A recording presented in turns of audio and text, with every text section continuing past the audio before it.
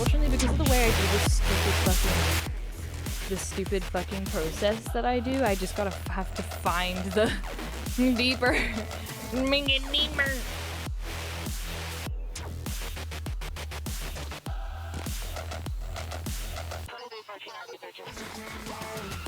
Hello. Thank you for the raid so freely. Thank you, thank you, thank you. Perfect timing, right as we're starting. Oh my Jesus. Oh my Jesus. How is everyone doing? Make sure you guys check So Freely out. She does amazing content. She too is a fellow goth. Baby bat in the making. Loves vampires, all that fun stuff. Also very musically talented. Very, very knowledgeable on subjects. Great to watch. Lots of fun, lots of fun. Make sure you check her out. So, yes, hello. Hello, hello, hello, hello, hello. How is everyone doing? How is everyone doing? Hi. I'm doing well as well. Wow, all these follows. Goodness gracious. Goodness gracious. Thank you for the follows. And welcome in. Welcome, welcome, welcome. Wow. As you can see, we are a wholesome broadcast. Only the wettest of anime Jesus will bless this stream, because there is no degenerate content here. There's none of that here. We're a very wholesome stream. Very wholesome. Very wholesome. Yes, Anime Jesus is here to wash you of all your sins. Oh, what was that? Huh? I said nothing. I said nothing, Jesus. That's not me either. That isn't me. I didn't do that. I might have something running that's like an hour of silence, and occasionally your solid sound interrupts you. And that was perfect timing, so let's go. I got called out for my impure thoughts. I was straying and it called me out. That is Kino. But yeah, okay. It's already called me out on one. I'll try to behave, but I mean, I'll try not to look. Very distracting. Life throws you, to a pair of himbo titties and says, what you gonna do with them? You're tempted.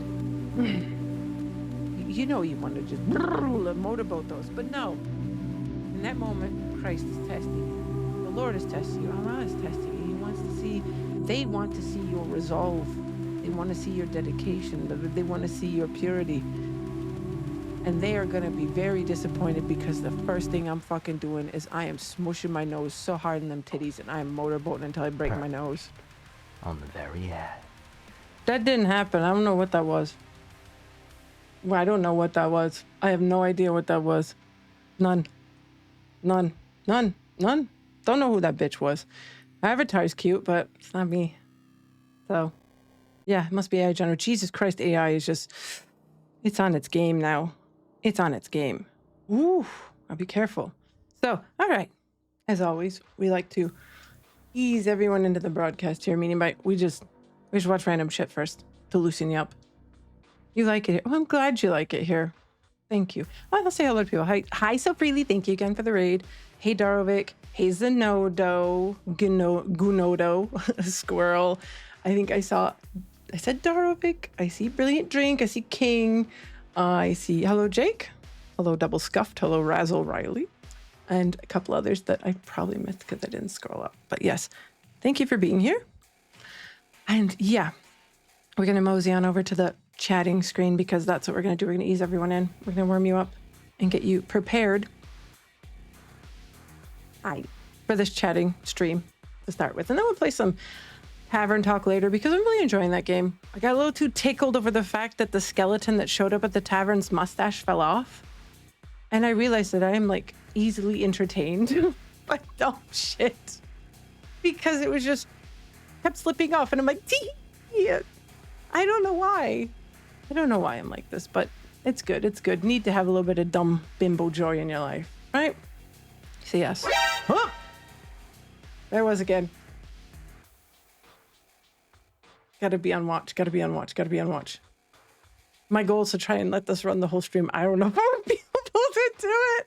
Let's see how much it scares the shit out of me. Oh, God. Oh, the ideas I have sometimes. Okay, so yes, we've got some unusual memes, and this motherfucker's in a shopping cart. Fun times. This will surely go well. So yes, let's warm it up. Let's loosen up, shall we? Bro. Oh, okay, yeah, pool. Is there a reason why we're looping? Are you set to loop? No. Why are you getting me like this? Stop. Full dumpster. What the? This piece of shit. Dude, do you rent? Bro, that comment right there outed me. It's how fucking fiscally responsible I am. I'm like, did you rent? Well, that's too German of me. Like, you rent that place. Think about your fucking Kaution when you leave. Oh, God. You missed, motherfucker. Just like that.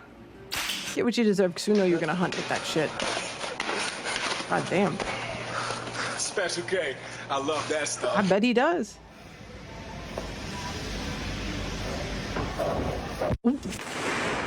Ooh. Okay, girl. Damn, the acoustics.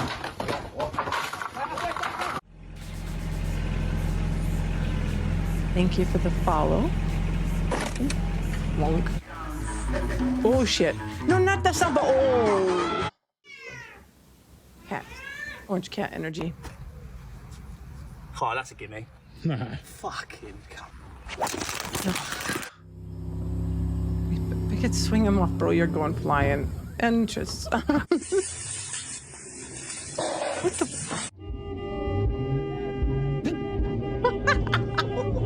And that is how you fuck your sharks. Maybe I'm German. I don't know. Why did I say I'm just?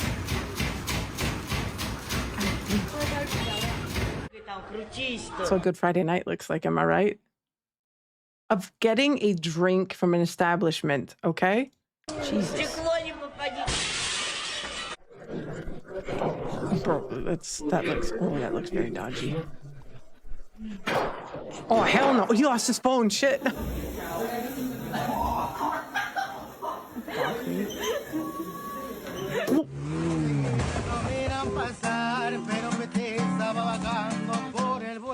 Chaotic energy.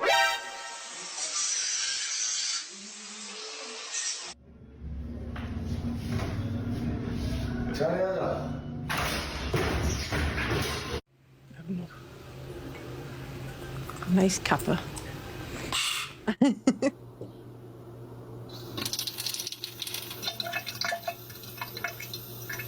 There's literally just someone unusual memes. I know y'all have got a lot of unusual memes to collect, but someone filling a fucking Tupperware lid up is not exactly top. Like, it's not top. It's like not top choice there. What the fuck was that? Come on, man. Come on. Come on. Do better. Do better. No, What the hell? mismo me la tomo. Are you trying to stick it to me? No! Gesundheit. Fucking orange cats. Oh. That's the moment you call it a day. Yeah. So that next time Rio goes up to Oh, the shed, survival of the fittest. tools will fall on Yo. That's unfortunate.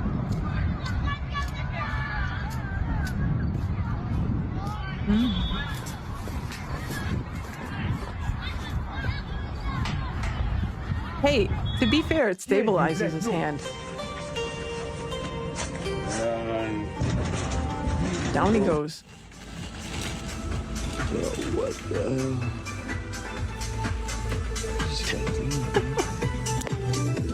hell? Bro's just raving out. Okay, one bad wave and your equipment. Oh my god, that's so dodgy.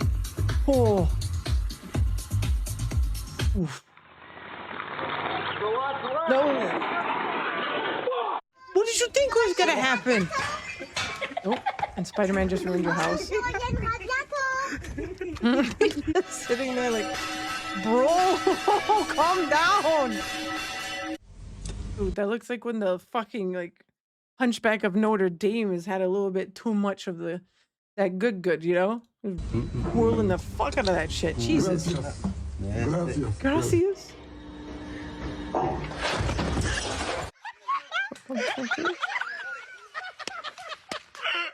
It's just your ankles. It's just your ankles. It's just a little wet. It's just a... Oh, no. Okay, she's zooted to the gills. Yo, she was gone.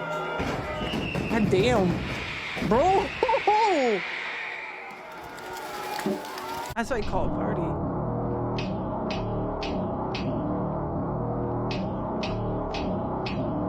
Bro, mute the fuck out.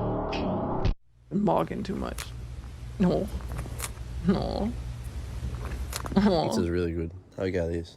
Of course, it's a fucking Australian. Good? Don't mind me just shaving my cock. Literally built as an athlete. Every blood test. Okay. Oh, that's not gonna, oh. Yep. Orange cat energy this episode. What the fuck? Oh. Who thinks he's the bartender? Did he just get it on his shirt?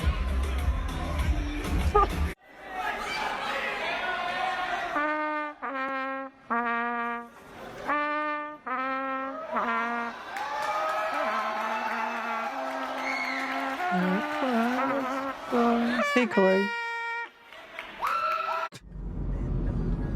Oh no, I hate these bits.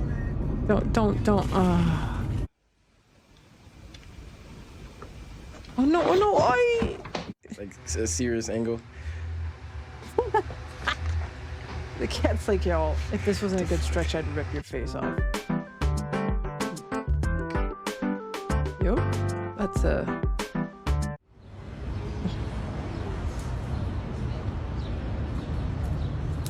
This is what happens when you don't give your parents grandbabies. This right here. Better. Nice to meet you. I'm Manali. Hey, what the? Ooh.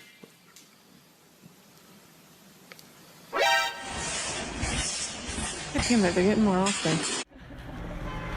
Oh no, girl. Oh no, girl. Don't. No. Oh, you ain't getting that back. Oh.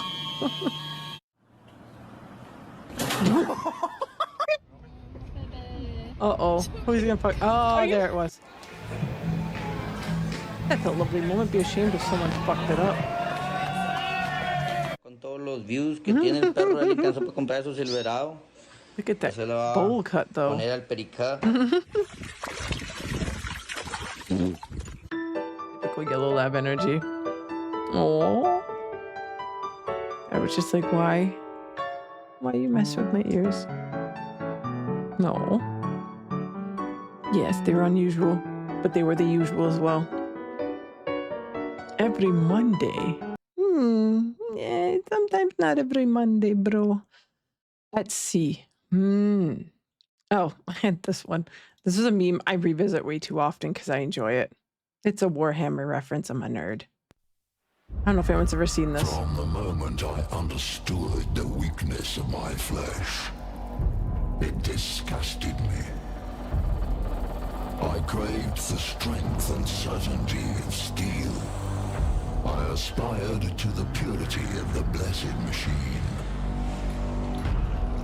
Your kind cling to your flesh, as if it will not decay and fail you. One day, the crude biomass that you call the temple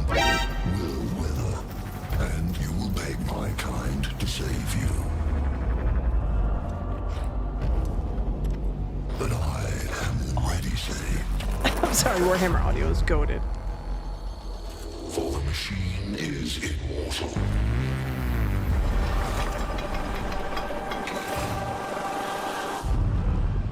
Even in death, I serve the own desire.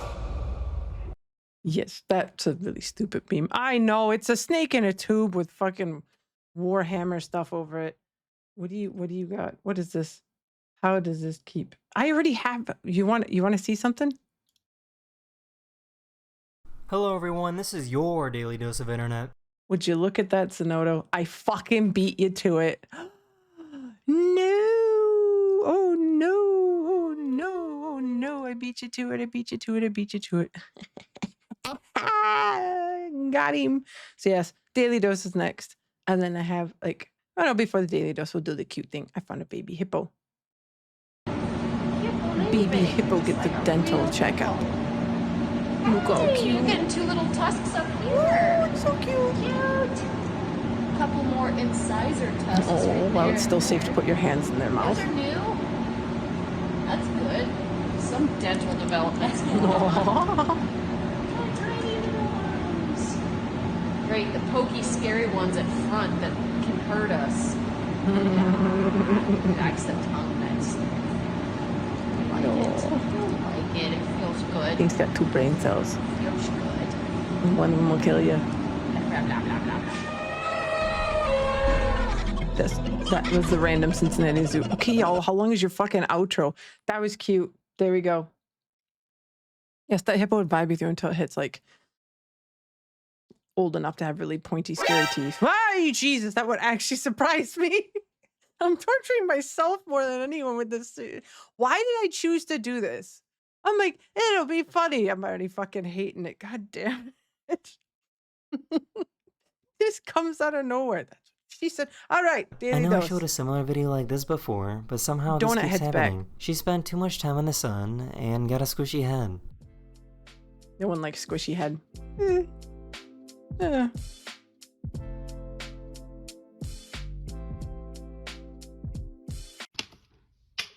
Oh my gosh! I made it! I made it! I made it! Oh my god! Why? This guy found a tactical way to escape from the police. Ow. No fucking cartwheels. They were trying really hard to get him to dance. I was like, nah.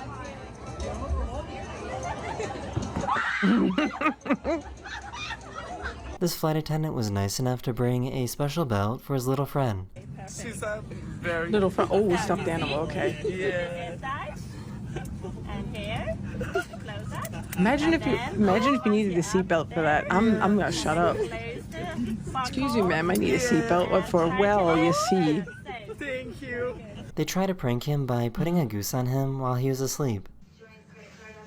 What? Where did they get a fucking goose? Bro, you're getting too common now. Stop. The goose just chilling. This poor bee is too fat to pollinate these Oh, flowers. leave him alone. He's just too thick for this world. Damn, he thick boy. Oh, the stems just ain't strong enough for him.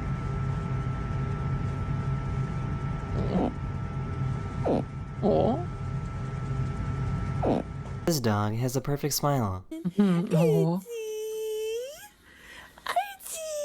Oh, look at the chompers. Guillermo? Bro, cats are assholes with chicken. So this is pretty crazy. A scientist recently discovered Yeah. a piece of microplastic that was stuck to a cancer cell. I wonder why it was stuck to it. Maybe because it caused the cancer cell? Oh, we're so fucked. This little guy found a smart way to stay cool. Have a face? Jesus.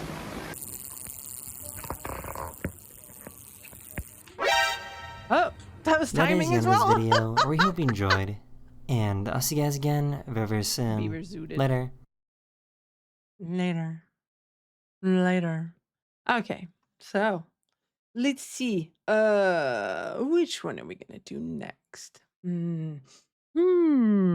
Oh, did you know that flies can literally twist their own heads off by accident?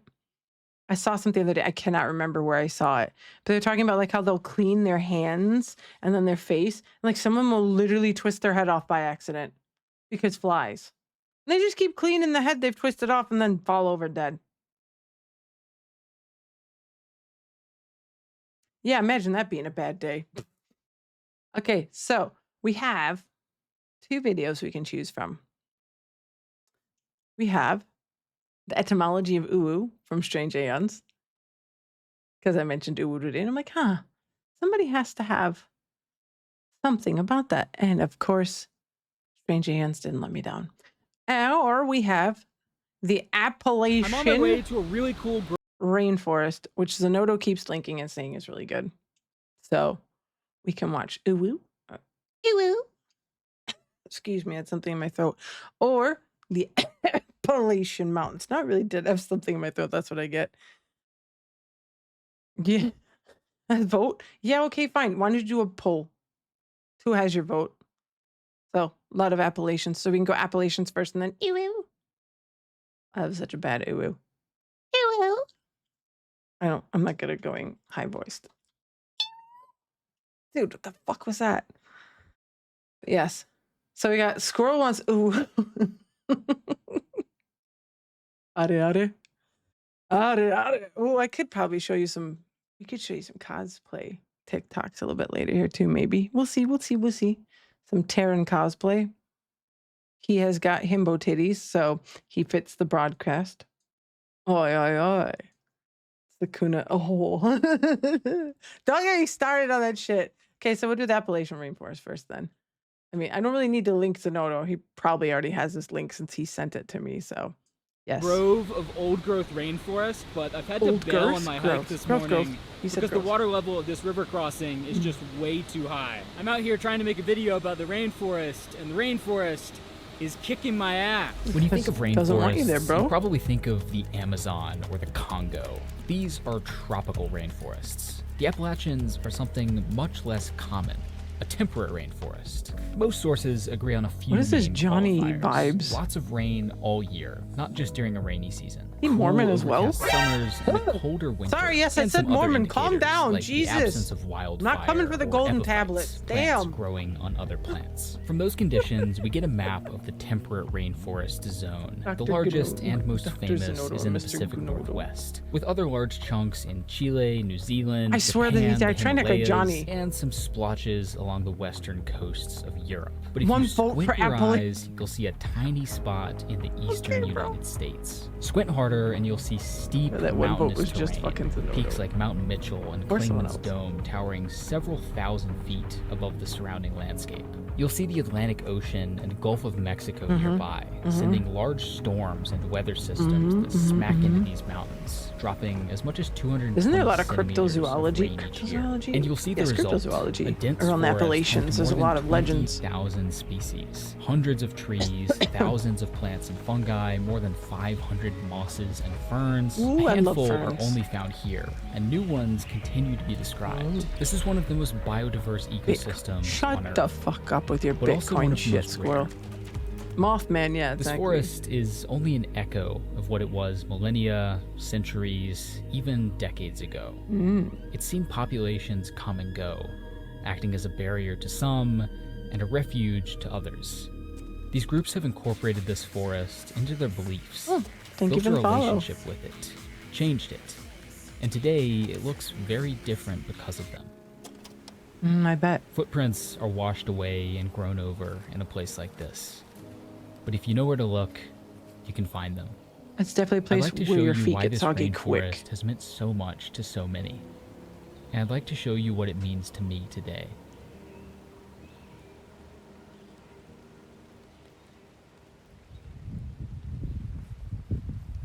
Partner is playing VR and just cracked their hand into I'm on the my way up to fucking the desk like summit a of pro. Mountain Just Mitchell, the highest point here in the Appalachians. I first visited this mountain about 6 years ago and Jesus shot Christ. this footage. It's not very good, but I think it captures what I was feeling. Just amazement at this carpet of moss and ferns, clouds rolling. they're fine. Their controller's more problematic. If you're just now like watching this, the noise you keep hearing is my attempt to see if I can watch do a stream with silence interrupted by Metal Gear Solid sounds. That, God damn it, that was too soon again. Why? I am not controlling it. It's got a fucking mind of its own. What the fuck? Like, this thing can fucking hear me. It's so fucking creepy. Bro, what the hell? What's with you? Huh? Why you like this, though? Damn, every time I talk about it, it's like, yes. Jesus rolling Christ. through perfect pointy trees. Shut I had the no fuck up idea for a that bit, a place will close ya? to home could look Damn. anything like this. So I came back. I started seeking out more places like this. I started seeing my backyard a bit differently. And many of my obsessions today, mountains, That's some flappy moss. Bro, that is humid as fuck. You can see the moisture in the air. This is a spruce fir forest, found at the highest elevations of the Appalachian rainforest zone. And 16-year-old me was onto something. This forest is unlike anything else, and for good reason. It does have a Thousands lot of years similarities. ago, the northern end of this mountain range was buried under glaciers. As the ice advanced, species native to the north moved south to avoid extinction. When the glaciers retreated and the climate warmed, those species climbed to higher elevations, looking for the colder conditions they were used to. Now, on mountaintops here in the south, you find a landscape that feels almost like Canada. Many of these species ended up stuck on mountaintops with no way of migrating elsewhere, and they evolved into a web of species found only here, some only on individual summits. These mountaintops are often described as biological islands or time capsules. We'll pause it for a second because I got an ad incoming. So we'll be nice and wait momentarily for those. Whilst we have a short break, we put some music on for a minute to run in the background a little bit. And party here. Oh, yeah. By the way, there's stuff you can redeem in chat if you look. The points. Hey, Lily. Hey, King. You can use your points to redeem different things. They're fun. We've got Percifer, which is our ever loyal black cat that will sit on my head and judge chat. We also have Bob. Bob's an eyeball. He just eyeballs. Also have like a D20 roll, which that'll cost you that one. You can submit a link. If you roll that, then you can submit a link we can watch. And I have to watch it. It has to be TOS though, please. Jesus Christ. Come on. Come on. Speaking of Jesus Christ, we were sitting here waiting for this ad break. Let's, maybe we should, just... Ah! Oh, what are you calling me out for? I was not gonna go back and look at anime Jesus titties. Why are you doing me like this? I'm gonna look anyway. Fuck you. That scared the shit out of me. Why did I fucking say I'd do this? Oh my god. Oh. I have a fucking 1 hour of silence thing running looped. That'll keep playing that sound just randomly. I don't know when it's gonna play. So if I go, it's genuine scared because I don't know when it's gonna fucking play. Because, yay. God damn it. I'm so fucking stupid. Jesus, help me with your wet t-shirt. God bless AI. I mean, we're a wholesome broadcast here. We're not looking at the fact that that shirt is stuck to them holiest of abs and pecs. And that he is here to save you from your sins. Hopefully save me from some other stuff. But, yeah. Oh, look. Save us from the ad break. Okay. Back we go. No more Jesus titties. Back to the Appalachians. Appalachians. Yes. I like to think of them as geological footprints left behind by the retreating ice. I'll have you know, I only do this with Jesus. I pay good money for a lot of artists on Patreon and on Twitter that I follow. I have like probably about 30 different accounts that I support. So don't tell me I'm putting anyone out of business, squirrel. Fuck you, bro. At the foot of these peaks are coves, sheltered valleys where rich soil, mild climates, and rain from the mountains above allow for insane biodiversity. These cove forests are the most biodiverse temperate ecosystem in North America. One of the most biodiverse in the world. Each artist, it's not and that they're home bad. to trees of record size Some and more, height some less. for many species. They're the best remaining example of the old-growth deciduous forest that once covered much of the eastern United States. In 1995, the Fish and Wildlife Service put out a report identifying endangered ecosystems in the U.S. You're not Johnny, Topping no. the list are the spruce fir forest and the old-growth eastern He's a fucking Mormon. I'm making my way up to what should Okay. be a really cool grove of old-growth Appalachian looks very beautiful. rainforest. It's a cove forest. Holy in shit, a it looks so sheltered fucking valley moist. with big rainy mountains on three Your sides. balls So and basically boobs the would be so ideal sweaty. You'd have place so for the much growth under of boob big sweat. old trees. Your ass crack would be When a colonists first swamp. arrived on I'm the East sorry, I'm Coast, mentioning these ass mountains crack. were a Stop. massive barrier to westward expansion, particularly here in the south. Steep It's definitely slopes and seeping dense through the vegetation page, yeah. made travel nearly impossible and allowed this rainforest zone to remain wilderness for centuries. I recently learned the Appalachians are so old they were formed during Pangaea. The Scottish Highlands are a part of the same range. They used to be taller than both the Rockies and the Himalayas. They have just eroded a lot. Thank you, Chatter. Thank you, S-Coats. Thank you, S-Coat. I appreciate it. Ass crack sweat's terrible. Swamp ass is bad. While Yes. the lowlands were quickly populated. I'm sorry. I'm sorry. I'm getting jump scared as well. If it gets too bad, I can't stop it. But I feel like In it's 1716, it's Virginia Keno. Governor It's Alexander content. Spotswood led the first white crossing of the Blue Ridge Mountains. an air conditioned And in the space. early I 19th could century, do geologists with began air conditioning right surveying now. and mapping the highest peaks.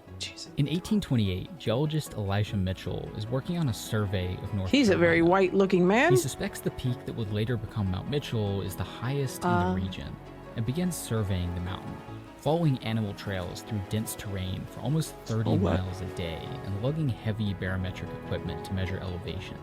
12 years later, he summits. I'm wondering why I don't feel my fan. estimating a Someone has their ass literally in front of it. 6,672-foot elevation. Yeah, okay, higher I'll than stop any talking other about mountain in the asses. What the eastern fuck? US, The and second just time it's 12 triggered when feet I said shy ass. of today's measurement. But in 1855, a former student suggests that Mitchell was wrong, so Mitchell goes back to double-check his measurements and disappears on the mountain's slopes.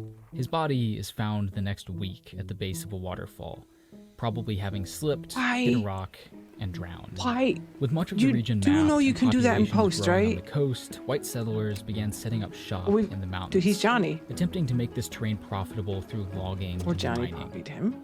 Indigenous groups were pushed further west and further up, some taking refuge in this high rainforest zone. Why is he highlighting Bears and the other shiny? wildlife followed, pushed close to extinction by hunting and habitat loss. In the late 1800s, commercial logging began reaching into this rainforest zone. Timber companies scooped up huge areas of forest, paying loggers next to nothing to work in horrible conditions. Ew. Over the following decades, increasingly industrial logging reached more remote areas and cleared land faster. And by the 1930s, almost all of the old growth in the mountains was logged, including the largest trees No, deep in the coves. it's literally just younger Logging trees. made it all the way to the summit of Mount Mitchell, with a railroad to the summit built in 1911, allowing rapid deforestation. Stop of it, that you fucking spruce pen, fir bro. forest We found get at it. the highest elevations. The timber industry eventually dried up, leaving many in the mountains struggling to make a living on already degraded land. Yeah. Today, only pockets of old growth remain, providing a glimpse of how much of this forest would have felt centuries ago. I love humans.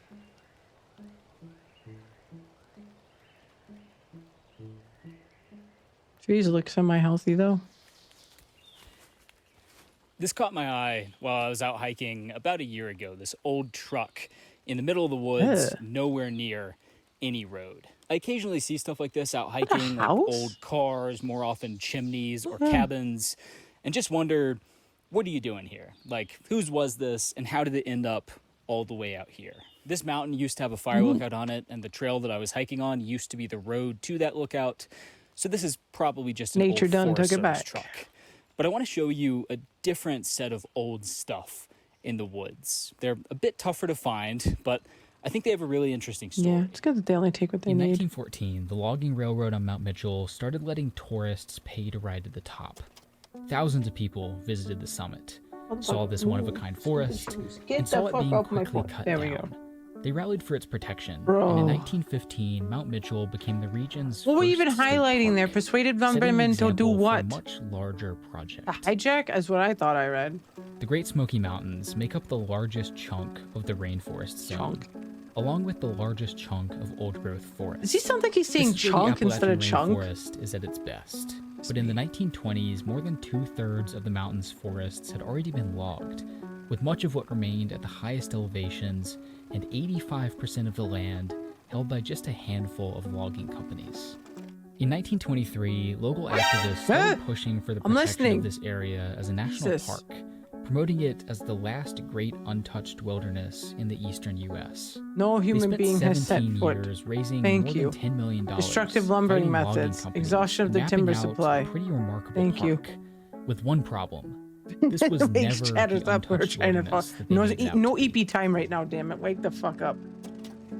More than 4,000 people lived within the proposed park boundary, many in logging towns or trying to make a living farming previously logged land. Park promoters wrote some pretty wild stuff about these guys, referring to them as contemporary ancestors still living in the 1700s. You didn't need to highlight that word, my man. But they insisted that these residents could keep living here. The park wouldn't be a problem. I think he found the word. He's like, I'm going to highlight this word so people see it. In 1928, the Park Commission started buying land from these residents. For some, this was a good opportunity to buy more productive land elsewhere. But others refused to sell, particularly those living in the coves, where fertile land made farming more sustainable. Yeah. The next year, the Park Commission condemned their first property, and in the following years, more than 700 families were forced to sell and leave. Of course Many they who were. sold their homes turned around and put the money in banks. Of course, 1929 wasn't a great year to do that. That fucking sucks. Most traces of settlement were torn down, and those that remain have become historic sites. One exception is the cemeteries. Ooh. Most are away from roads and trails, and have been allowed to remain undisturbed while this forest has grown back up around them. Ah, Jesus. Okay. Ah. Yes, it's a An cemetery. instrumental figure in the park's establishment was George Massa, a Japanese immigrant who devoted much of his life to photographing the landscape of the southern Appalachians. His images depict both the high mountain landscape and the industries reaching into it's it. beautiful. And were used to lobby and advocate for the park's establishment. It's safe. They don't Massa see us died in anymore. We can go back to 1933, and stuff the next along in a year, box. The park was completed. It's since become an international biosphere reserve and a UNESCO World Heritage Site. It's not an untouched wilderness, and it never was. But it is something special. I'm walking along a really interesting path. In the 1830s, it was a wagon road used by people living and working in the surrounding mountains. But for centuries before that, it was a footpath, part of a much longer one. That one in connecting particular, either side that one that was already of this red that you mountain just made a range. fatter It line. included offshoots to other locations, including the summit of Clingman's Dome nearby. And it was also part of a much larger network of paths, connecting really the entire region. Before colonization, this region was inhabited. Fun thing where I live, a lot of people actually go, it's very common for Germans to go in the woods and collect mushrooms. You have to know what you're doing though. You need to make sure you're paying attention, that you wash them properly, and that you really like get the right ones. So a lot of people do that here. It's a lot of interesting activities here. Like every year as well, there's an activity where we go around, like the local like school will go around with people and they'll do like a trash collection. But then there's they collect all the frogs from the roads. So around the time that they're wandering to like reproduce and stuff, they'll do like little walks and they'll find all the frogs on the road and get little buckets and collect them all and move them over so they don't get driven over. Stuff like that. There's also a culling of boars where I live because there are a shit ton of wild boars here. They have to be, yes, they have to be kept in check. That's how the boars feel when the culling signs go up. Jesus Christ. Why did I do this? But yes, there's like wild boar cullings because there's so many wild boars where I live. So many. They are so fucking dangerous. If you're ever in the woods and there's a wild boar, get up a tree. Especially if it has babies, you're fucking dead. They're called Frischlinge. Like they're babies. Don't fuck with them. Yeah. Yep. Don't mess with mama boars. They're bad news. They're bad news. You must say no. Yeah. The boar would totally vibe with you. Sure they would. But then they'd figure out you're French and then they'd gore the shit out of you because the German boar. They don't like the I'm just kidding. Do not try and vibe with wild boars. Jesus Christ. Not a good idea. By a quilt of indigenous groups. The largest was the Cherokee, whose territory included much of this mountainous rainforest zone.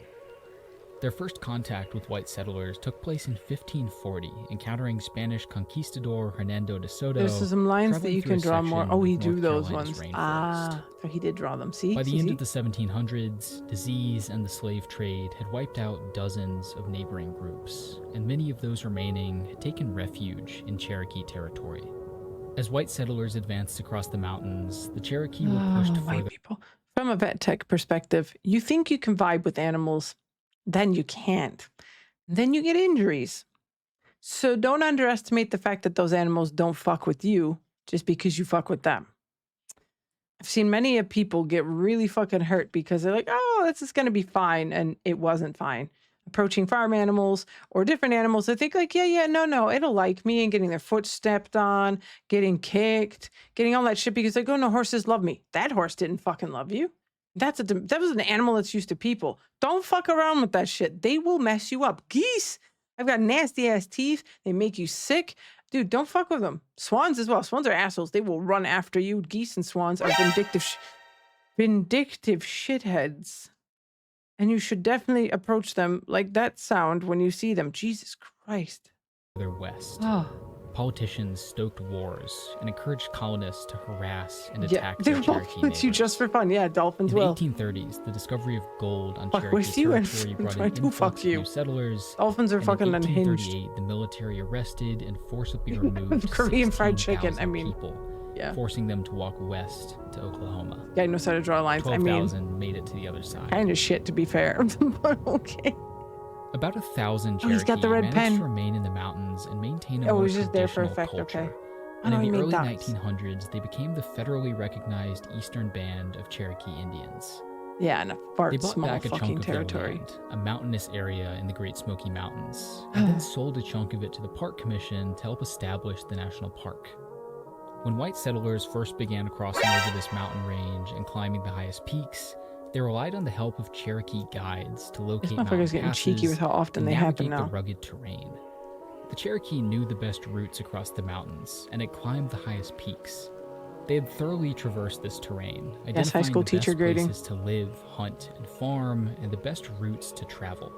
They had developed a culture inseparable from the region's geography, with traditional stories taking place in real locations they would visit. And they had connected all of these places with an extensive network of footpaths all across the region. White settlers used these footpaths to trade, to move inland, and to push the Cherokee further west. Of course In they the fucking centuries did. It couldn't have since, just most of stayed at these trade. paths have become roads, first wagon roads, and eventually highways. And today, much of the transportation system in this region is based on this network of footpaths built centuries before. This trail within the park is one of a handful that you can still walk on today. Isn't That Cherokee offshoot path to the summit of Clingman's one Dome. of the most common indigenous groups? From what I understand, like there's a pretty higher percentage. They're a bit more prevalent on the East Coast, weren't they? I don't know a ton. I know because my grandfather was Cherokee.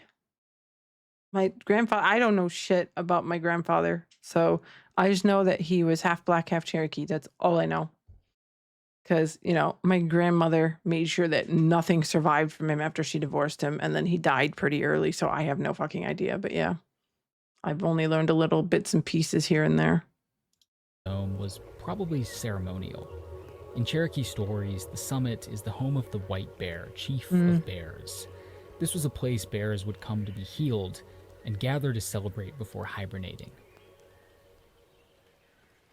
Here's a spot that doesn't look like Did much. you say but bears would it's celebrate? Stamped into my memory because this is where I saw my first bear. Kind of. I had seen The fuck's a bear celebration look like? Lots of back scratching on trees? Frolicking? bears like by the road or in my grandparents' backyard, but this was the You first time go that I into the woods properly shared today. a space with a bear. You're in Like for I a was big definitely the one surprise. wandering into his backyard. I was hiking up here, came around this bend. Bear was down here looking for fish in this little stream, I guess. I saw bear. Bear saw me. We went our separate ways, and I quickly returned to my own habitat. It's been over a century since the height of the logging industry in the southern drink some water now, Appalachians, too. and across much of the region, forests are maturing and species are returning, including the most iconic symbol of these mountains. In recent decades, black bears have been making a huge comeback, reclaiming about half of their original range. Since 1970, Great Smoky's bear population has climbed from just 600 to almost 2,000, and other areas have seen much faster growth. A growing population also means bears are increasingly moving out of the high mountains and into nearby neighborhoods and towns. Cherokee beliefs consider bears human, and they're not alone in that suggestion. Elbo's cousin. Across the world, cultures from Canada's First Nations to ancient Roman philosophers have told stories about bears as people or close to it. You may have seen this claim online that bears are often observed just hanging out looking at mountains or lakes, with the best biological explanation being that they just find nature pretty. As far as I can tell, or it feels good on their butt where they're sitting. Maureen Inns, a naturalist and artist who spent years living with grizzly bears in Kamchatka. She started to notice the bears building these nests in places with scenic views. They gotta stay there, might as well. At that view for a long time, and she suggested that maybe they have now we can hear his mouse highlighting of nature. There isn't much research into this, and I'm not sure how you would even study what a bear thinks. But it is fun to speculate. If the bears do see beauty in their own backyard, that's a lot of bears. What do they see in mine? Do they see their paw prints? Do they see the place they caught their first fish? Steamed eggs. The den where their cubs were born? Or just a stream? And just a tree? I like to think they see something that matters to them. And that I can take a pointer from the bears. I like that. To see the beauty in my own backyard. And to see not just what it is, but what it used to be. Maybe this untouched forest without people never existed. But maybe that's what makes this place special. Bro, watch your step. Maybe someone stood here, crossed oceans to be here, refused to walk away. Someone loved this place, and maybe that's reason enough to love it today. Maybe we can follow the footprints. Make new ones.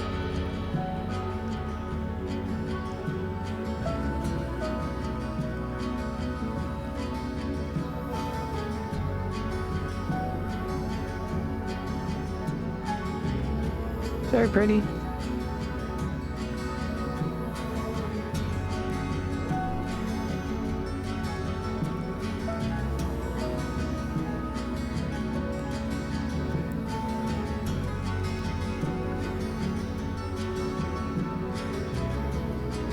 Don't you dare make sound right now. I'm enjoying this goddamn moment.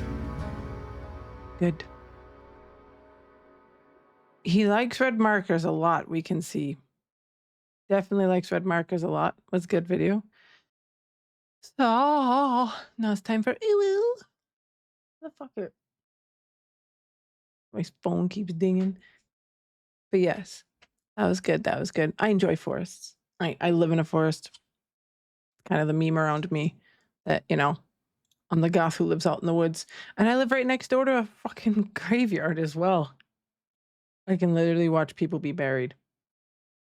My very top window. If I go up, I can kind of look through the trees and see about a fourth of the graveyard, maybe. Just see who was popular and who wasn't. Who shows up? Zenodo. What you doing saying pegging? Bro. Okay, so I'll link this one to Gunodo.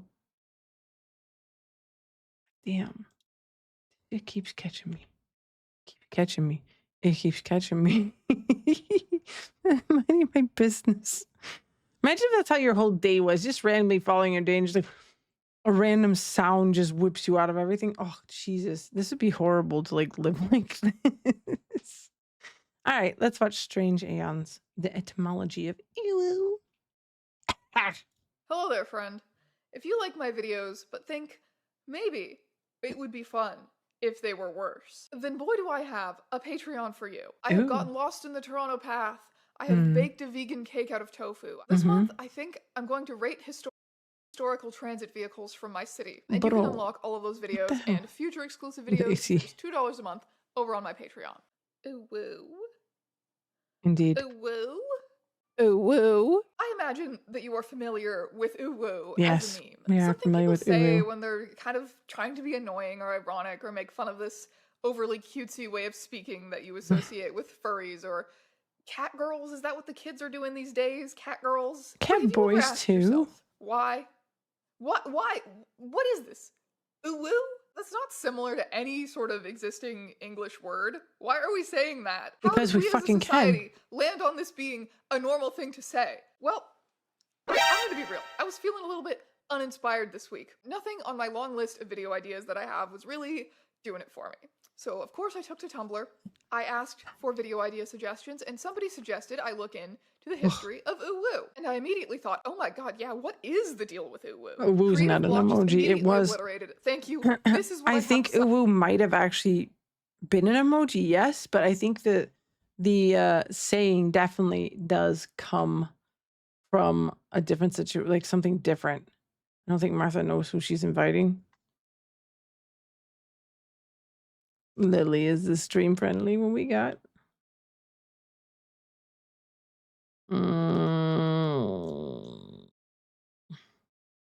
Yes.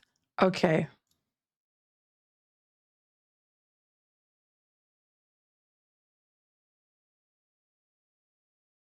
Well, is it? Is it? Why am I getting this? Yes, I'm over 18. Bitch, what? I know you wouldn't, but why? Why is it? What? That makes no sense. Hi, it's Martha with the Democrats. We're excited to invite you to a Harris for President campaign rally with special guest Vice President Kamala Harris in Philadelphia on Tuesday, August 6th at 9 a.m. Can I count on you? Is there more to this, or is it just this? Eh? I'm scrolling down. That giraffe looks sussy. Yeah. It's Martha with the Democrats. What is this phrasing? They want you to go? This is from you? I thought this was something random. What the fuck? Hey, how you doing? I heard that you're a person of the community. We'd like to invite you. It's a real, oh my God, they're canvassing. Lily, congratulations. You've made it to white woman status. Congratulations, girl. You're a white woman. Let's go. Hey, yo, they're rounding up the white women for this. You made it. Let's go. Congratulations. Seriously. Bro, I've seen so many white women on TikTok and Instagram going and be like, oh my God, I'm going to fundraise for Kamala. I'm like, this is such white woman behavior. What is this? Herzlichen Glückwunsch. Yay. Pop some bottles. That's hilarious. Oh, Christ. I was wondering when that was going to happen. Damn it. White women, huh? Decided I need to know about tasty treat for my brain. And for yours now as well, because I am very excited to tell you that Ulu has a surprisingly interesting and winding internet history. But before we go any further, a word from today's sponsor, Audible. Audible is the world's leader in audio entertainment. Girl, I love you, but audiobooks, Audible does not need our coin. I wish I could love the Audible does not need our coin. Audible does not need our coin. Is that it was never intended to be a word. Plus, how old is this? As an emoticon, an expressive face made out of keyboard characters to help convey tone when typing. You know, in like ye olde. I'll give ethical reacts if it's not Amazon, aka Audible. No, I fucking hate Audible. Days before emojis were a thing, there have been two-cited supposed origins or earliest known usages of uwu. A Yu-Gi-Oh fanfiction from 2005, which was... Of course it's fucking Yu-Gi-Oh! The community is so fucking sussy. Bro, most of the characters are so zesty and over the top that you have to love them. Come on. And guys who are like, oh, I love it for the card game. It's like, do you, girl? Do you really just love it for the card game and not the pageantry of it all? Holy shit. Just the extraness of that fucking card game and anime. The earliest for a long time, and a post on a furry forum from the year 2000, which was found more Cracks, recently. furries. Are either of these things legitimate milestones in the history of uwu? 2006. I'm going to tell you, because surprisingly, despite how old both of these posts are, I have managed to talk to the Look at authors that. Squirrel Tempura actually knows the Yu-Gi-Oh manga. What a fucking nerd. of both, and I've got some answers for you. Regarding the Yu-Gi-Oh fanfiction, it's entitled Genie of the Puzzle and was posted to fanfiction.net in October of 2005. It's a card The game. opening author's note states, We, Sarah/Ryu Lover Forever, was my 200th reviewer. I'm sorry this took so long. Smack self. Oh, Again, God. feel free to throw squids and fish at me. Ooh, woo, I know I deserve it. This is just a little filler to prove I'm not dead. Things start getting interesting next chapter. The person who contacted me claiming authorship of this fanfiction was upfront about the fact that they do not have access to the account anymore and can't exactly prove that it's them, but given that they wanted to remain anonymous anyway and weren't making any sort of bold claims, I'd like want to having remain invented Uwu, anonymous as well. like, I don't really see what there is to gain from lying about this. I don't think I have any reason not to believe them, so I asked them a couple questions about Fine, yes, like its own emote. Squirrel Tempura, shut the fuck up. Let it cook. Let them cook. Sorry, let them cook. Let them cook.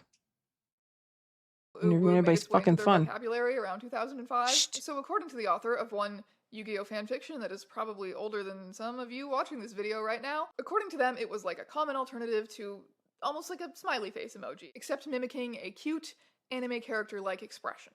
So at the time, it was just a genuine cute emoji. It didn't have any of the irony you usually associate with it now, at least in my circles. It was just a genuine smiley face, but cuter and more anime.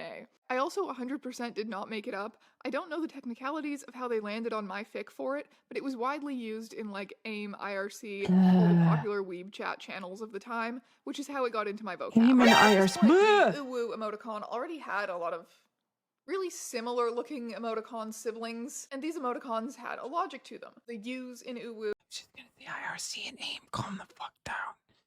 Jesus Christ. Yeah. You know what my favorite one of all of these was the table flip one? That's just such a beautiful concoction of a bunch of symbols. It just makes something amazing. And then putting the table back. That one was always fun. I always enjoyed that one. Were closed eyes. Nice. The W was You're such a fucking mouth, dude. thus giving Uwu this general vibe of cuteness and serenity and general happiness. So that's where it was at in 2005. But we can go earlier. At some point in the past year, I think, so pretty recently, an even earlier usage of Uwu was discovered. It's from a post on a very old furry art website called VCL, or Vixen Controlled Library. I don't think this website exists anymore. I think we just have this post from archives. Here's a close-up portrait of Felina. I kind of messed up with the Photoshop on this one. I think the burn tool would have been better than painting over the lines. Uwu. It was made on April 11th, 2000, which is, wait, oh my god, what day is it today? It's April 9th, the day that I'm filming this. Oh my god, edit this video in 2 days so I can post it on the 24th birthday of Uwu. No, the sponsor will not approve it in that short of a time. It would have been so good. It would have been so good. So this post was made by an artist named Ghislaine Deliere. I am pronouncing that to the best of my ability. His Twitter bio claims creator of Uwu, though he told me that there very well could be earlier usages of it found because it really wasn't that unique. As far as he remembers, and it was 24 years ago, but as far as he remembers, Uwu... Are you though? Are you though? If you're out there going, the creator of Uwu, no, you're not. You don't brag. We're pausing because of the ad break.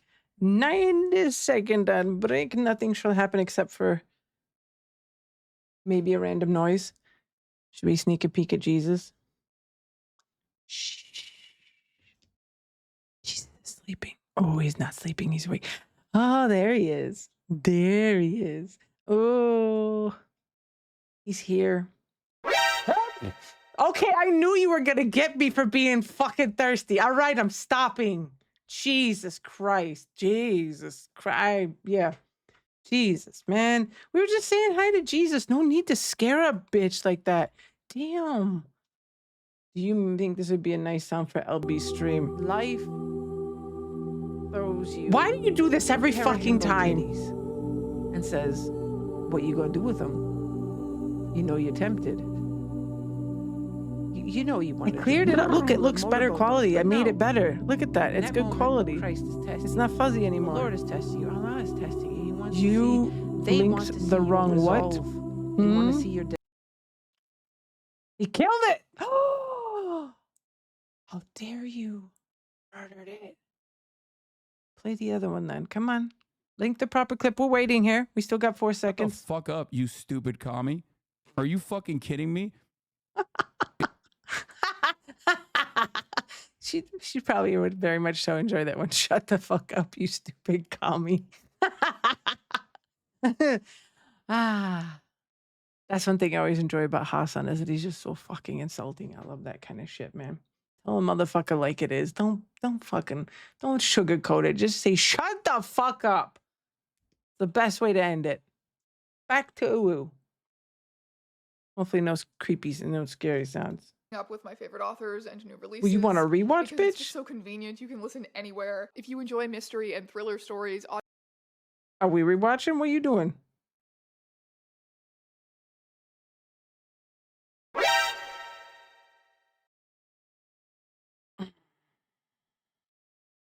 Thank you. I'm gonna just keep going. This motherfucker trolling me. Audiobooks are an incredible immersive. That's what happens when you get mods too many right. Motherfucker double! I wish I could listen to it for the first time again. The intricacy. Why? They're so mean. These motherfuckers. That had to be the end of the 1 hour, wasn't it? Yeah, that's why it went fucking hard. It's like, we're gonna get you, bitch. Oh, you son of a bitch. Oh. They're like, you know what? All of them in one go. Son of a bitch. Oh.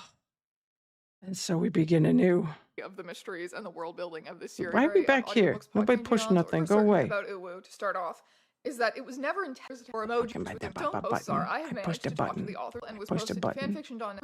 Yes. Things start getting interesting next chapter. They do not have any. So at the no motherfucker that said, "Oh, dude, what did I touch stuff?" I think this webinar kind of messed up with furries. There we are. One. I think the burn tool would have been better than painting over the. God, what day is it today? So I can post it on the Twitter. So good. So this post Twitter bio claims there's this creator motherfucker. Of Uwu, though he told me that there very well could be earlier usages of it. At least he's being honest.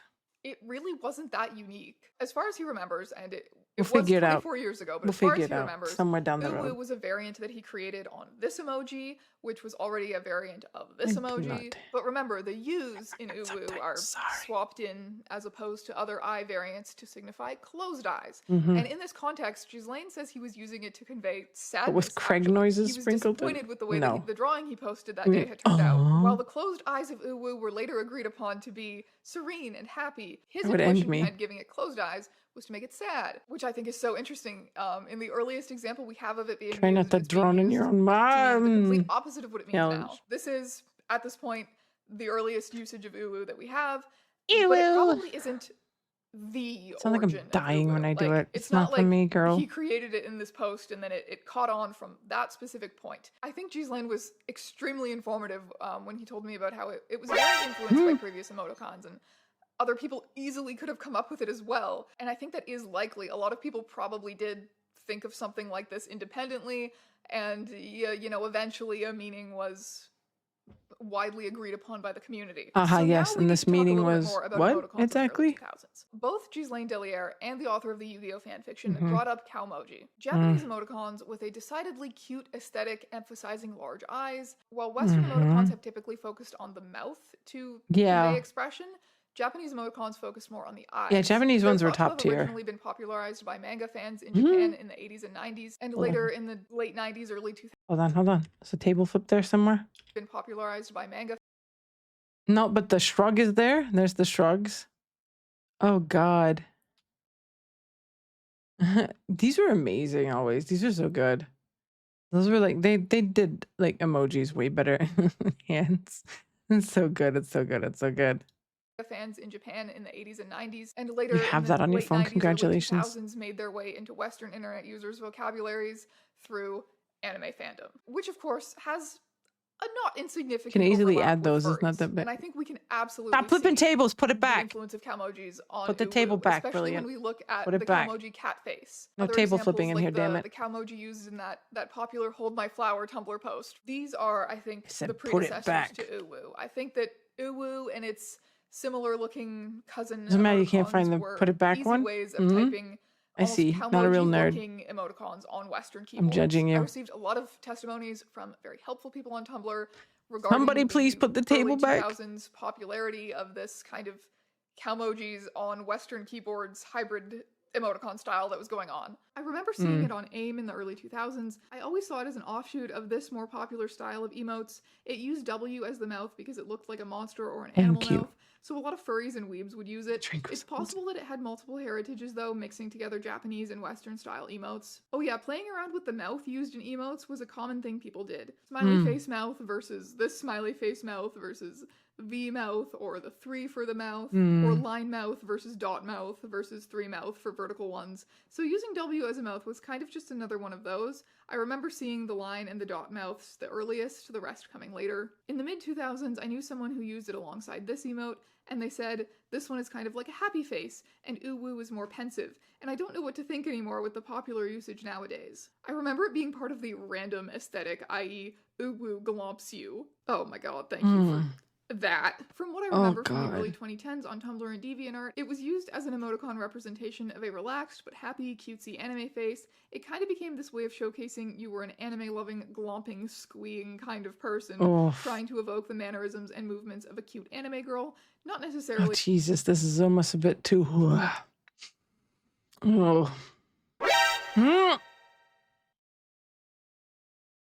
Yes. all mutually inclusive. At least, that's how it was used in circles I was in. Folks have said it, but as someone who has been in the anime community minds for years, it's basically simplified Calmoji, a lot more elaborate Calmoji, using stuff in Japanese keyboards or obscure symbols. I'm not sure if I saw Uwu specifically in my DeviantArt or Gaia days, because no one was being bashful there, which is what Uwu originally kinda indicates. Yeah. It's like serene closed eyes and cat mouth, but I saw plenty of this, and the occasional oh whoa. People mentioned seeing it on a whole variety of sites. DeviantArt, Omegle, for Affinity, Gaia Online, LiveJournal, MySpace, and even anime roleplay communities on Facebook. So it was very popular in those sorts of spaces, but not outside of them. In fact, association with those particular fandom subculture niches kind of made Uwu cringe. Furries and anime fans get a lot of shit. Okay, we all know that. They get made fun of a lot. Do we need to remind you of a certain bear who gives all of you shit for liking anime? Remember this. Next time you're watching LB, she'd throw your ass out in the cold if you mentioned anime in her presence. You'd be gone. You'd be dead. She'd toast you with her fucking weeb flamethrower. She doesn't like you. She doesn't like it. I like you, though. I like anime. I'll watch all the anime clips and the uwu and just the ii's. Give them to me. Bring them to my bosom and I shall embrace them. Unlike Albie, she hates weebs. You can clip this. I don't care. You can tell her she hates weebs. I don't, though. I don't.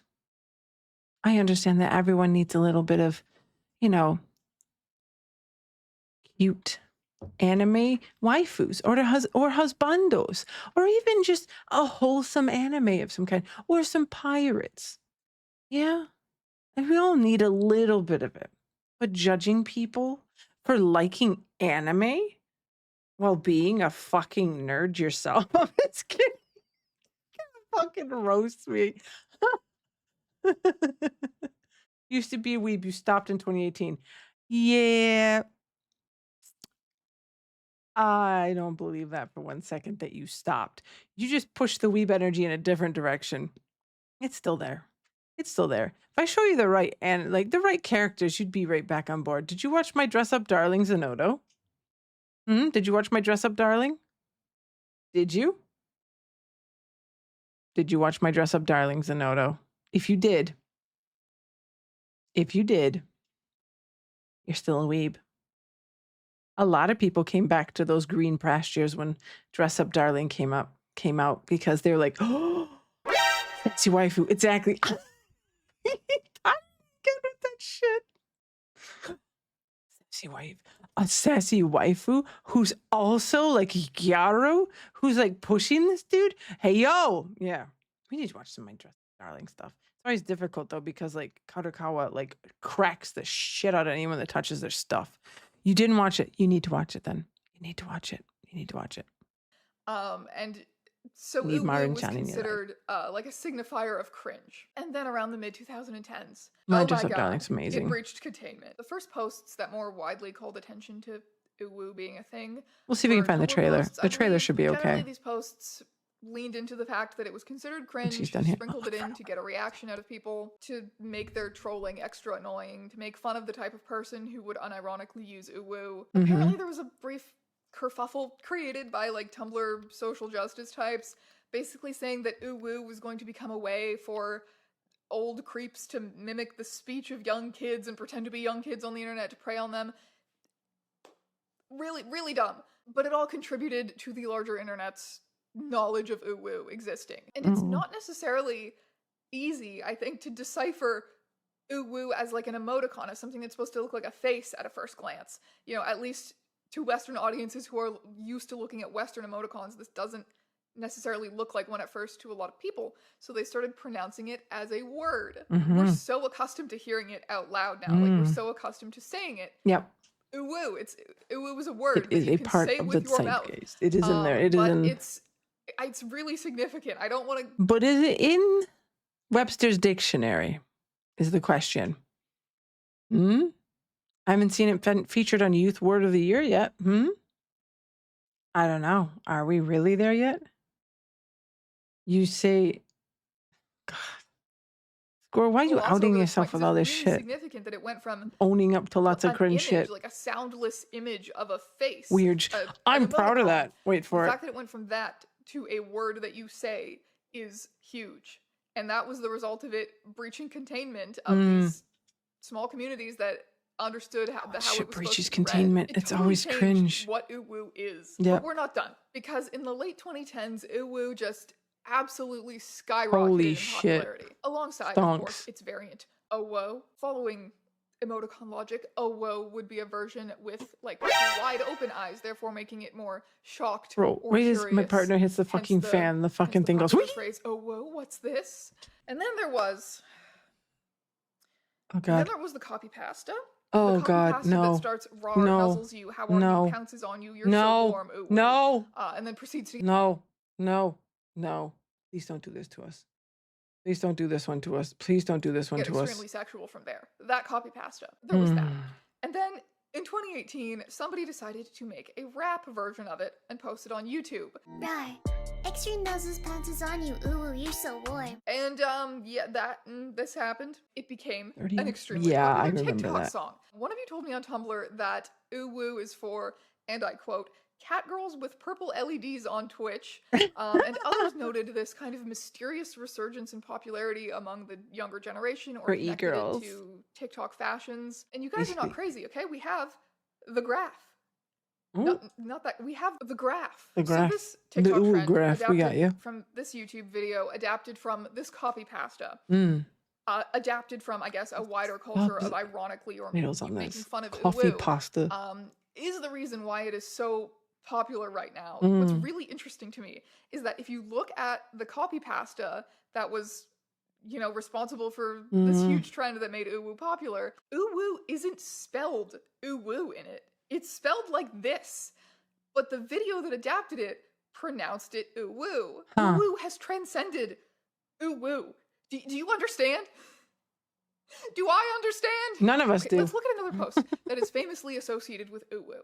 The hello, Mr. Obama. These motherfuckers outing themselves in chat about how they said it. He says pasta funny. Pasta? Pasta? Posta? Pista, posta, pasta? Pastaria? You've never heard it said. I mean, we heard some dude say, what was it? Oh! Chunk. Like chunk earlier.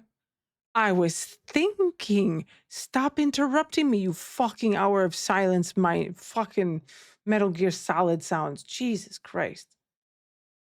Parish roleplay post from Tumblr. I'm sorry if you don't know what I'm talking about. Hello? Is anybody Oh, there? God, the hello. Cave slowly begins to fill with water.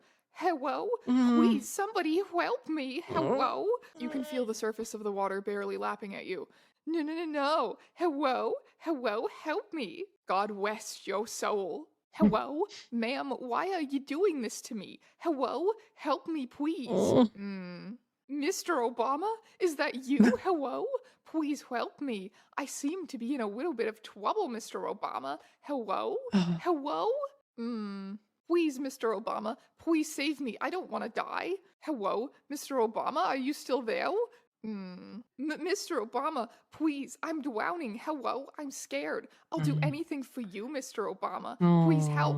Anything. Anything for you, Mr. Obama. Then perish. Uwu never appears in this post either. Just hello and please and other sort of uwu-ified words. Baby talk, basically. Uwu speak has come to mean either like a cutesy childlike voice, such as we see used in the song version, or this like fully uwu-ified language, as is very nice. In all honesty, who here has actually ever talked in baby language to someone in their life? There's only one thing in this world that I talk in a little bit of a to. Can you guess what it is? Don't. My dog. My fucking dog. Exactly. Why? Because he has 2 brain cells and I have to stimulate them with baby talk. If I talk to anything else like that, his ass comes running over like, bitch, who you talking to? Who are you talking to? Who's cute? No, you don't talk to anybody else like that. That's the only thing. I could not imagine talking to a grown-ass person like that. I've had people request that I talk to them like that, and I have said a hard no to it. I'll call you a filthy piece of fucking shit that deserves, you know, the treatment they get. But I won't call you baby names. I won't call you sweet shit. That ain't me. No. No baby talk. Bully talk. That's it. That's all you get. Nicely put by this tweet. Uwu is a way of life. Uwu is a way of life now. It's a word you say rather than just an I think they ever emoticon talked to you my use when nephew you're like trying that. to convey that you are cute. It's a way of He didn't like speaking in a cutesy way. That's right. If I tried to talk in that voice to my nephew, he'd look at me and he was just like, stop talking to me like that, woman. He did not accept it. He would put his hand over my mouth if I tried to sing as well. So first real critic was from a 2-year-old and me singing the ABCs to him. And he's like, no. I was like, bitch, okay. And for like, until he was like 6, I could not sing to him. Motherfucker would shut me up. Kind of like, ma'am, no. I was like, okay, all right. I got it. I suck. Thanks, you little shit. But yeah. Hey, Amaya, cheers. Having a 4-year-old tell you suck at something is very painful. They're very fucking brutal. Way of typing words to convey that you're speaking in a cutesy way. It's a word you say when you're trying to be annoying or ironic and make fun of people who want to be cute. And finally, at the very bottom of the list, you may somewhere still find people who are using uwu as an emoticon that looks like a happy cat-like face. Uwu continues to transcend. And I wish you all of the wooing you could ever desire in your life. We've hit the end of it. This was a fun thing for my brain to chew on this week. Yes. If you guys have any more suggestions that are kind of up this alley of like things I can research kind of quickly, but that are still like same here, surprisingly Maya. interesting. Same like, here. It's so fucking humid. No, like no this. air If conditioning. you know of anything like this, it doesn't have to be related to emoticons or language or anything like that. If it is, that's great, but it doesn't have to be that. But anything that's kind of just like a not the good weird kind of tidbit of internet history like this. Tell me your suggestions. I will be reading the comments. Thank you so much for watching, and I will see you in another video next week. Thank you, Strange Ants. We appreciate you diving into the depths of uwu for us. Okay, so I said something about my dress up darling. Because we're an anime-friendly broadcast around these parts, we don't shame. This is the original Japanese. You don't. Does it have subtitles in English? Nope. We're going with the original Japanese because you want to make sure it's Japanese. Oh, hold on. Can we get the... Ooh, 10 anime you should never watch. Censored. Nope. Ain't happening. Well, let me see if I can get the one with the actual like subtitles then so you can like actually see what she's saying. But there's the first step. See, the thing that made her so popular was, in my opinion, the way she was drawn. It was the shoulder blush. That shit got me calling me out from my shit. Stop. bitch, please. Help me out for talking about shoulder blushing. Son of a bitch. So we'll go with this one instead because it actually has, English subtitles. Some of you may have watched this, and if you have, you know this one. This is My Dress Up Darling, the manga as well. And she was the waifu of the year, pretty much. Everyone loved her. Great anime. その人とこんな約束をするなんて。ごめんね。五条くん。北川さん、明るくて友達も多くて、俺とは住む世界が違う人。自分の気持ちは自分のために言わなきゃダメだよ。ありのままの自分を受け入れてもらえる世界はきっと。すっごい。五条くんミシンできる人なの？私にコス衣装作ってくれないかな？コス？そう、コスプレ。私ね、漫画とかアニメとかゲームのキャラと同じ格好がしたいの。それってもう究極の愛じゃん。五条くん、私ちゃんと雫-たんに慣れてる？ I might add that Shizuka-tan is from a fucking hentai game that she cosplays as. So yeah, if you have not seen My Dress Up Darling, you need to watch it. You need to watch it. You need to watch it. Hold on, let me see if I can find I'm gonna get so cracked for this. I hope I don't. Karukawa hates people showing this shit. God, it's a trailer. We're not watching it.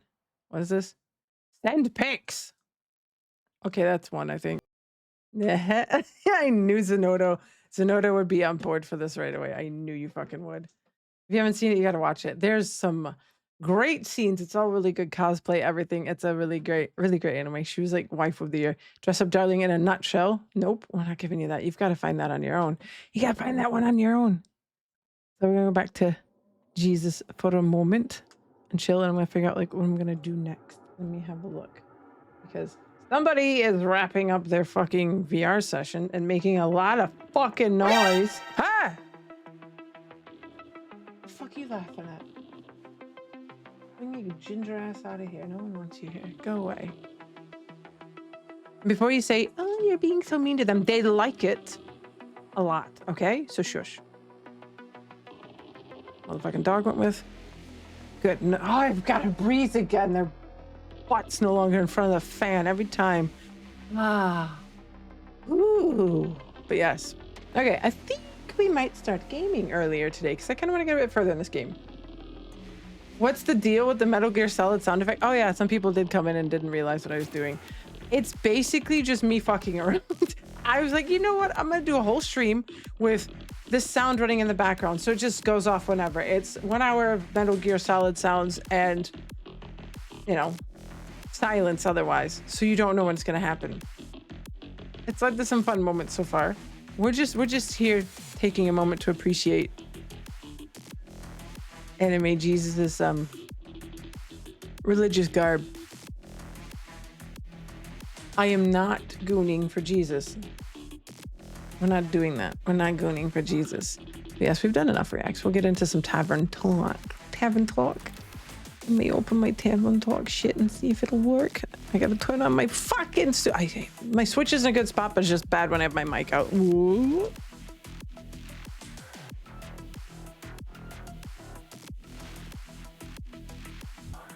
Back over you come. Do not come. No. Nope. I was not. Oh, there's an ad coming. Coming. We'll push it so it'll start earlier, and then that way we can stand here and look at Jesus a little bit longer. Totally. I mean, contemplate. Not look at anime Jesus. I gotta find a good,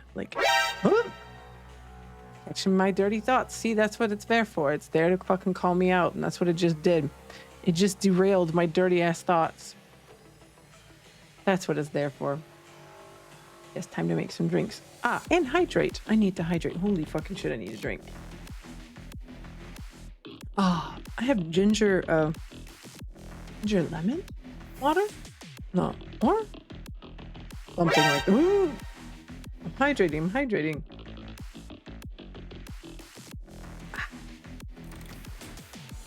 Hey, yo, I pushed a button.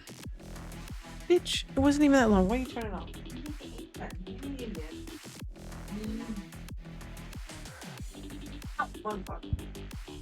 Too much shit on my desk.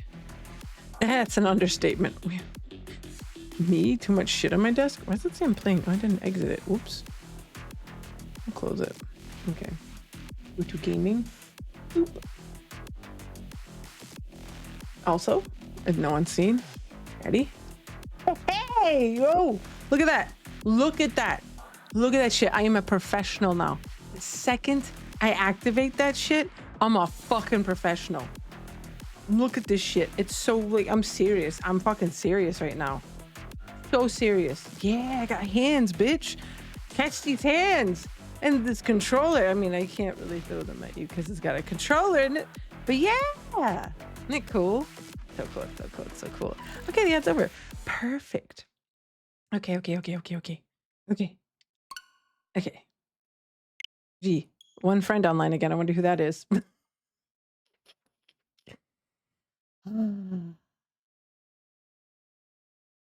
Playing tavern talk. A little bit of tavern talk. Because tavern talk's fun. I think I have to mute one of these, don't I? Is there double?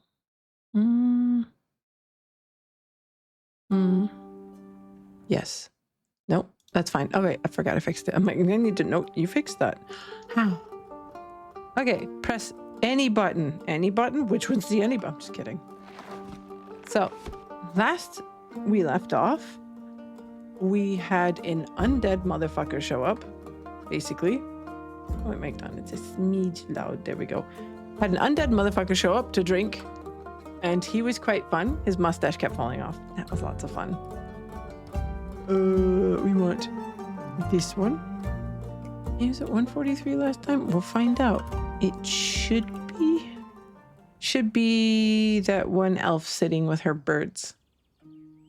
That's where we should be. Yay, it's correct. Let's go. Okay, Chrissy, innkeeper. Chrissy. Chrissy, glad to see you're all right. See, there's an exclamation point. It was helping us out there. You know what? We've had a nice bit with this, but we're going to shut you up because we want to enjoy the game. Say bye-bye 1 hour silence occasionally. Metal Gear Solid, you served us well. Thank you.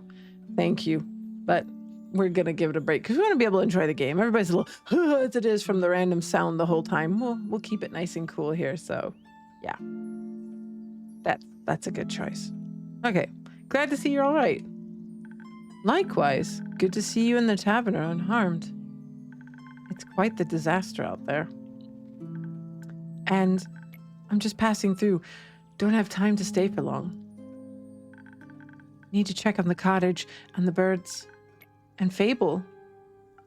I'm sure everything is as it was. The canopies of the grove were sturdy after all. Which is why I chose to make it my home. That and the landscape. But not here. Yeah, I've already got my windows open, bro. I hope your trip was nice, at least. I read that as I hope you trip. I'm like, bitch, what? That's just me being an evil bitch. Oh, it was. It felt good to recharge and refill the creative juices. Everybody's got to refill their juices. We walked a lot, actually. Almost mapped out the whole island. We also hiked to the foot of the Borneo Ridge where the auroras touched the peaks. I heard the view is quite remarkable. It was. I'd never seen anything like it before. It was the first time I got to catch a glimpse of them. Everybody loves catching a glimpse of some peaks, if you know what I mean. Also caught a glimpse of the infamous Banshee. Ooh, something for the Banshee quest on this will maybe complete it. Everyone told us to avoid the lonely lagoon because of her, but it's too beautiful to ignore. I doubt the Banshee means any harm.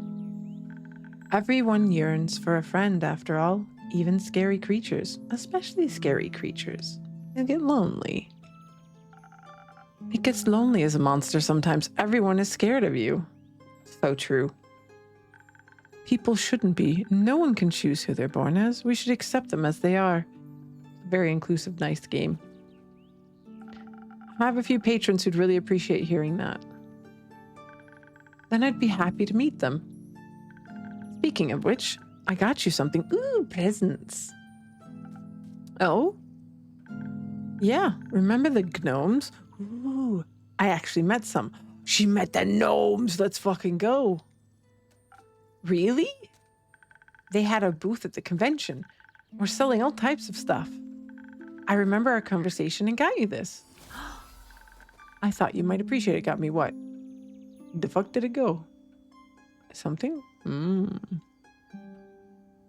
It's a thing. Okay. I do. Thank you.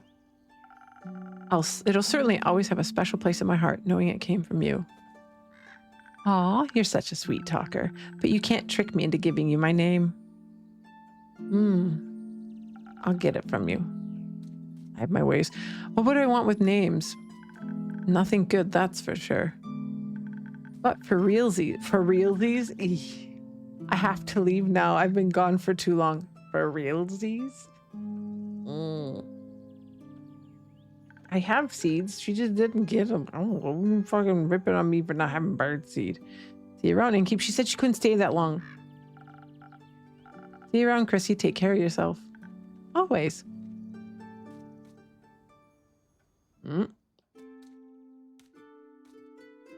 Oh, damn. Skipped the whole day. What the? This is interesting. Yesterday a skeleton and today this. Ooh, lots of interesting people. Things. Faya, good to see you again. It's been a while. Oh. Yeah. A while. 6,000 years. More like 2 months. Oh. I thought it hibernated longer. You hibernated at this time of the year? It was for the Bloomtide Festival. It happens near my swamp every year during the Dreaming Moon. Druids and bards join together in search of the moon pools for 2 whole weeks. They dance, they laugh, they scatter pretty little flowers everywhere. They hope if they can satiate the land, it will lead them to the reflection of the cosmos. What that fucking accent is? You mean the set of mythical lakes that's said to reflect all of the 7 moons at once? Yes. Ever since the Twilight Chasm portal opened up within them, a mere 30 years ago, travelers have become increasingly obsessed with bathing in their beauty. Such festivities sound exciting. No! They are loud within their songs, and they're arguing about getting lost in the endless maze of the marshes. And they walk around with torches of burning ember, and they swing too close to my precious vines. Why would you bring fire into a swamp? It is a little rude. I'm not gonna lie. Exactly. You know, I tried to join them one time. Their dainty flowers intrigued me and I snuck after them, dressed in my prettiest poison ivy adorned with thorns of the undying trees. And you know what they did? What? They chased me away with their fiery brooms chanting, "Demon be gone!" from the top of their tiny lungs. So now I hibernate every dreaming moon. That way I don't have to listen to their jolly tunes. Let's see. Should we tell her to chase them out of their home or give them another chance?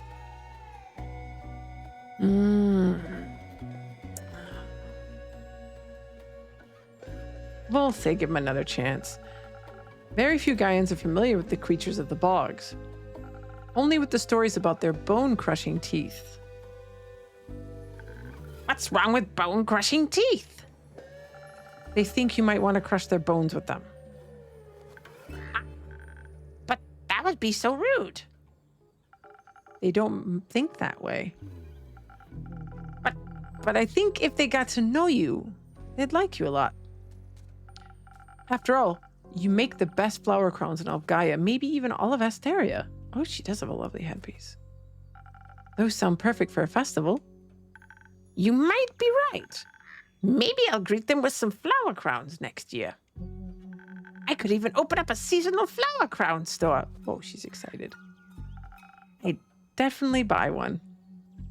But right now, I'm awake and thirsty. Do you have swamp water on the menu today? I'm all out, sorry. Too bad. Something else then. Oh, I know. Do you still have those drinks that make you feel like itsy bitsy spider? I want to feel fast and dangly. In fact, I still do. Give me one moment. So we need fast and dangly drinks. Check. Got it. Got it. Fast and dangly drinks. Time to fast and danglies. What have we got for the danglies?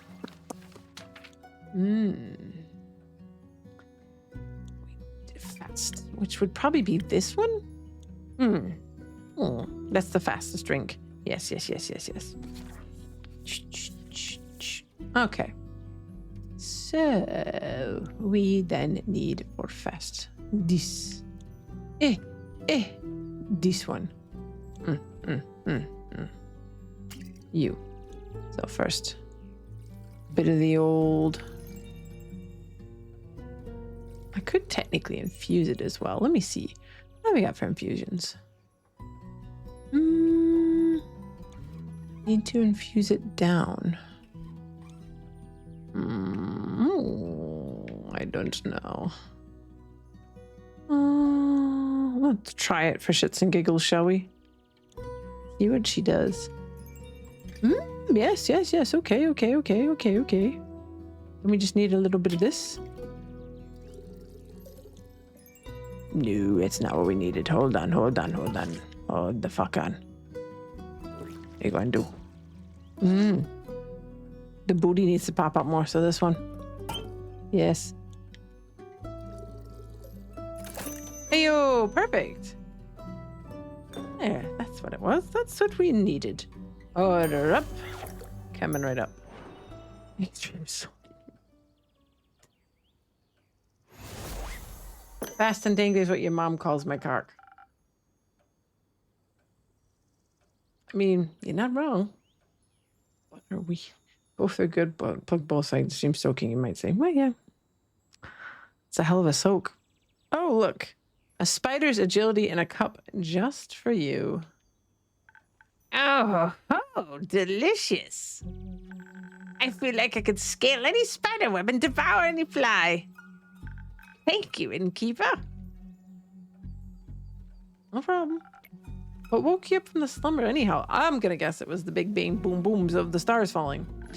The night sky fell into my dirt hut. It burned my favorite weeping willow to bits. I am replanting it into many small sniffling willows. They are feasting upon the ashes of the stars that try to extinguish them. It's a powerful nutrient. Sounds tasty. After the trees and winds and pillbugs calmed down, I had planned to go back to sleep. All that calamity made me awfully tired. But then I saw this creature standing between the tree lines, staring at me with its glowing eyes. Like it wanted to consume me. So you said hello? So I said hello. Turns out it was scared, not hungry. Who was it? A young lichen. He was sent by my way by his niece. And little Fable. Oh, that's where they put him. It's in her swamp. Hey, Miss Fable. They're usually here. Where are they? If I had to guess, probably pet sitting a sheepfish and helping out whoever needs it. They're so sweet. They sent the lichen to me for a cure. I once spoke of an ancient recipe I discovered that I thought might cure the affliction. Can it? No, it was just a recipe for really good tea. I mean, some would argue that a good cuppa can cure anything. Let me guess, ginger? Yes. He was very distraught that I couldn't help him. Didn't even want any tea. I tried to cheer him up by offering him some coupons for my new spa, but he didn't want those either. The fuck? His fare could have used a wash. I didn't know you opened a spa. Which is industrious. Potentially. It's new. I want to share my flowers and mud and pools with everybody so we can all look beautiful together. That sounds wonderful, Baya. Character information unlocked, Baya. Yay. I agree. Can I leave some of my coupons here? Sure, why the fuck not? Thank you. Please hand them out to all your customers. I will happily share this fantastic offer with them. You could also just come here more often and hand them out yourself. But there's no one else here. Except the jackdaw. Do you want a coupon, little creature? I will leave one in your nest. No one's here because it's almost closing time, Baya. You have to come by earlier during the day or earlier in the evening or during events. But there will be people here. Oh, girl. I feel you. I feel that one. People. Ew. Yeah. Ooh, the Sims house. Yes. Maybe she has a cool chicken house. Could be, yes. Yes. I believe that's the point. Too scary. I shall go now. Don't forget to hand out my coupons. Will do. He was interesting. Baya. Who's gonna show up? No one else? Oh, Ando gets fed for the night. A bit of a broom. Oh, and a bit of a stretch. Oh, yes. Good morning. Rainy. Supposed to rain tomorrow here. That means more humidity. Please kill me now. Oh, God. Twin flames. 8th of the astral moon.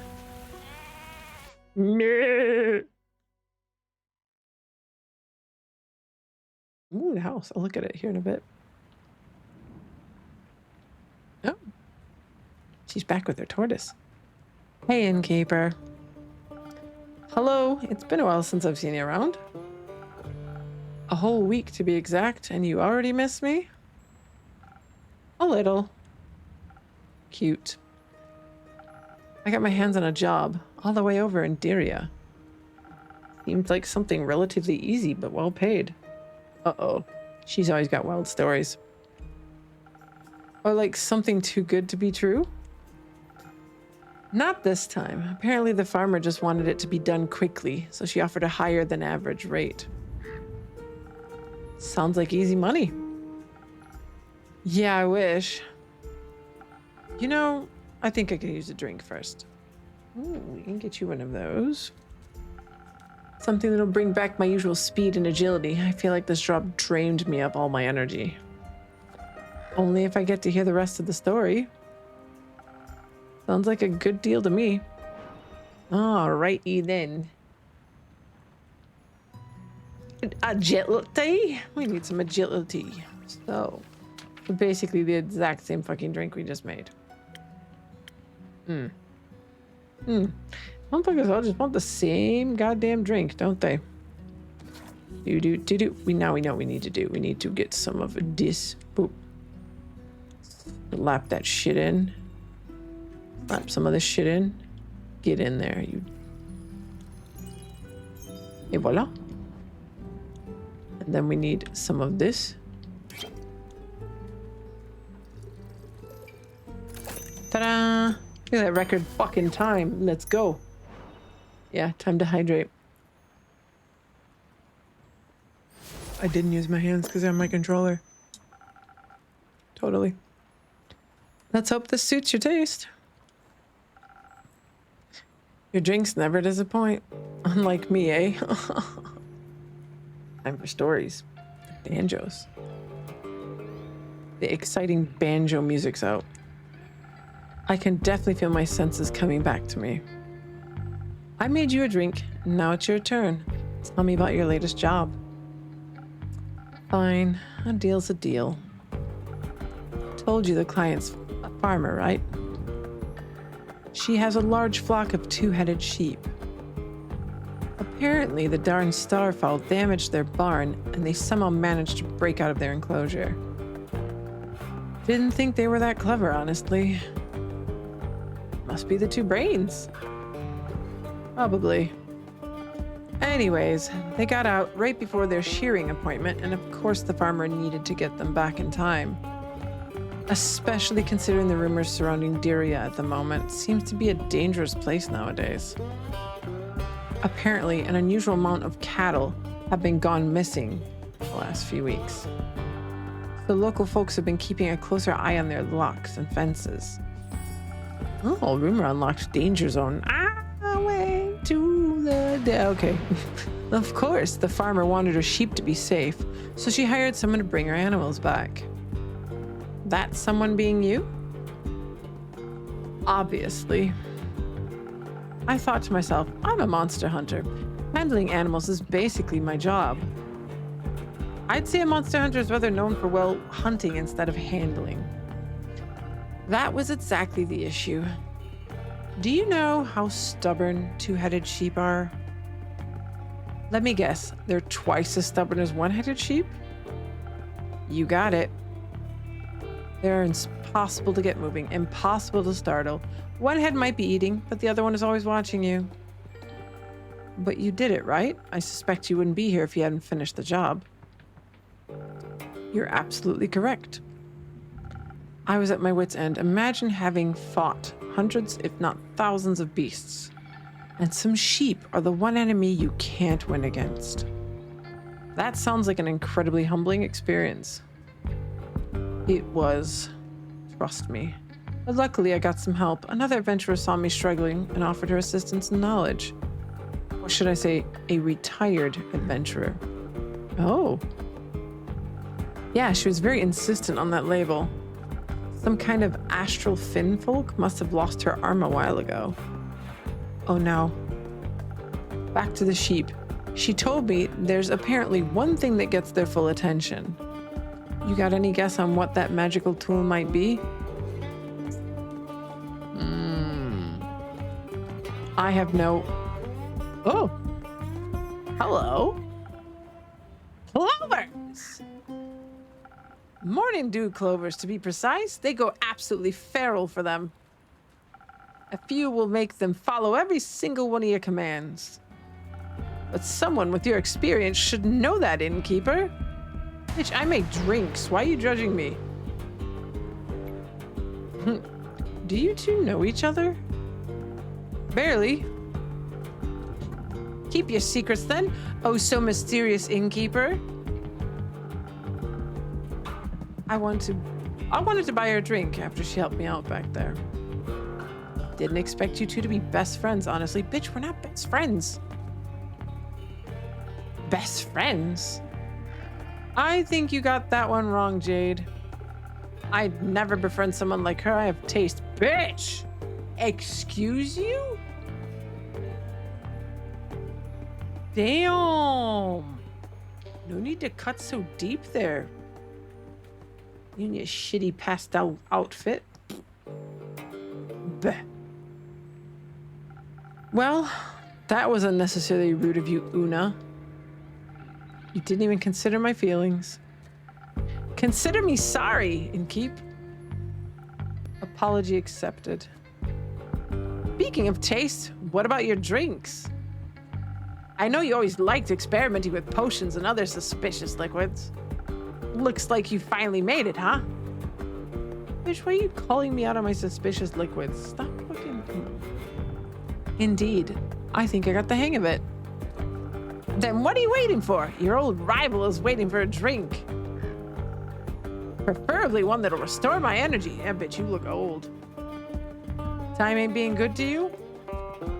Those sheep made my old bones all wobbly and I don't feel so weak. I don't like feeling so weak. Brain, say the words. Got you. Let's see what that old magic has to offer. Yeah. Don't worry, she may not look like it, but her drinks are actually really good. I have 2 bitches hating on me now. Thank you so much. Jade, you bitch. I bet. I'll just take that as a compliment, I suppose. Clean your shit up, Squirrel Tempura. Don't be making a mess. No need to step in your glue in chat. All right, so what did this bitch want from me? So she wants the red one, which I think is either there's that one, but there was also this one. No, we'll go with. There's that one as well. There's this one as well. The Southern Brawler. We'll go with the Southern Brawler. Why not? Yeah, we'll go with that one.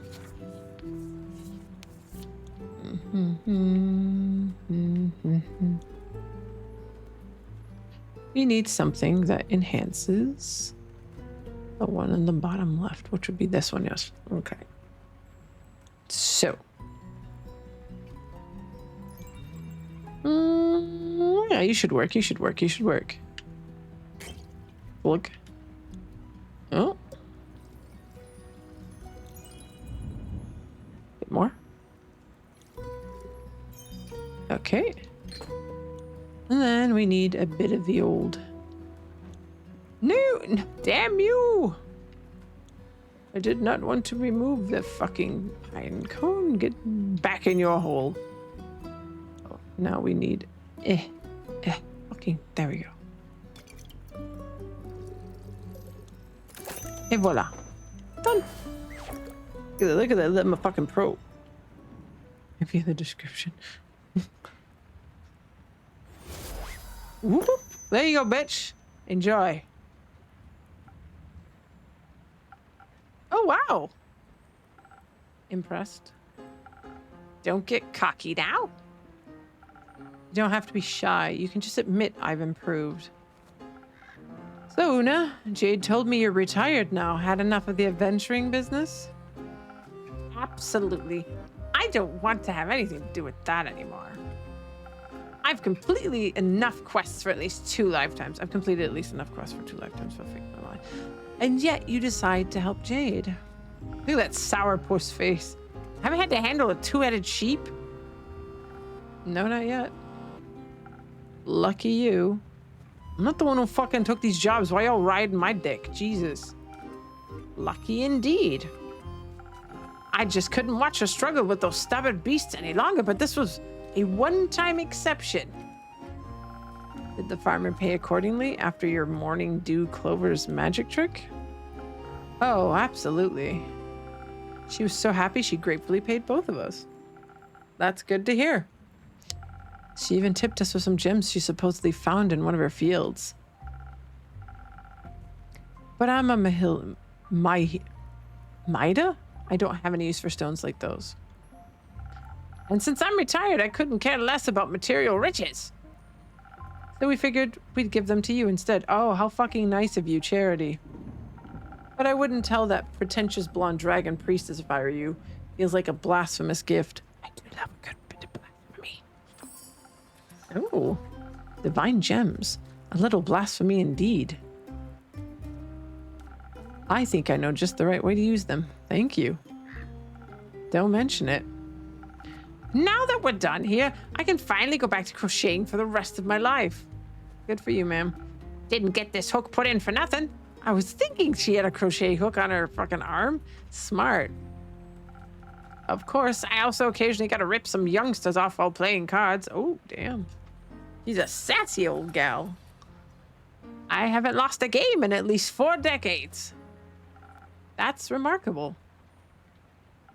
Or impossible for someone who's only playing fair.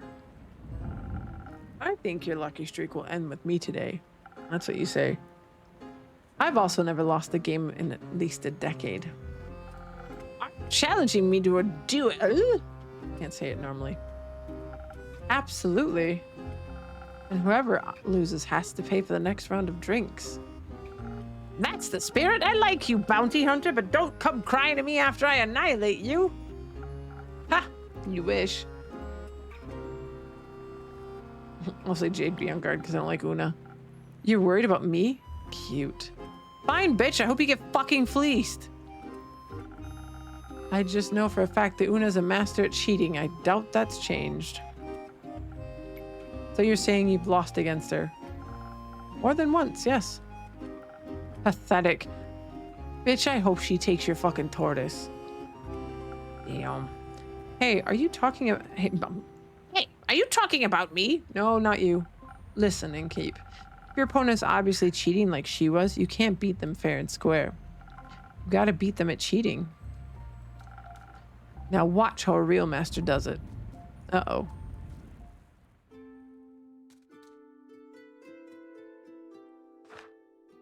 Uh-oh. Uh-oh. Ooh, it's a himbo. It's a himbo. We got a himbo. Look at how happy he is. We needed a himbo. Oh, it's a barbarian himbo. Oh my god. Oh. Who is this you've brought with you, madam? He said, "G'day." Oh god, an Australian accent. I can't do an Australian. "G'day. I have returned, innkeeper.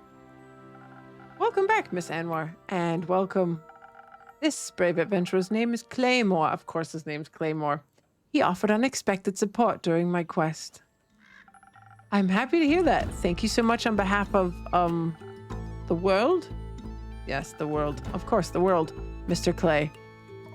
You don't need to do the whole thing, Mr. I can't do this. I'm just gonna make him British. You don't need, right? What are we gonna give you an accent? You're a happy himbo. You don't. Let's make you like golden retriever boyfriend. You don't need to do that. You don't need to do the whole Mr. thing. Just Clay is all right with me. Yeah, that's what he's getting. I'm not butchering this one. Wait for a moment. We got an ad coming up, so I'll wait before I continue with Mr. Clay Himbo so that the non-subscribers can see it. Just remember, you can get a sub and then you don't have to see him, or you got Twitch Prime, or someone. Twitch Prime, yada yada, blah blah blah. Who gives a fuck? Someone will gift it. Fun times.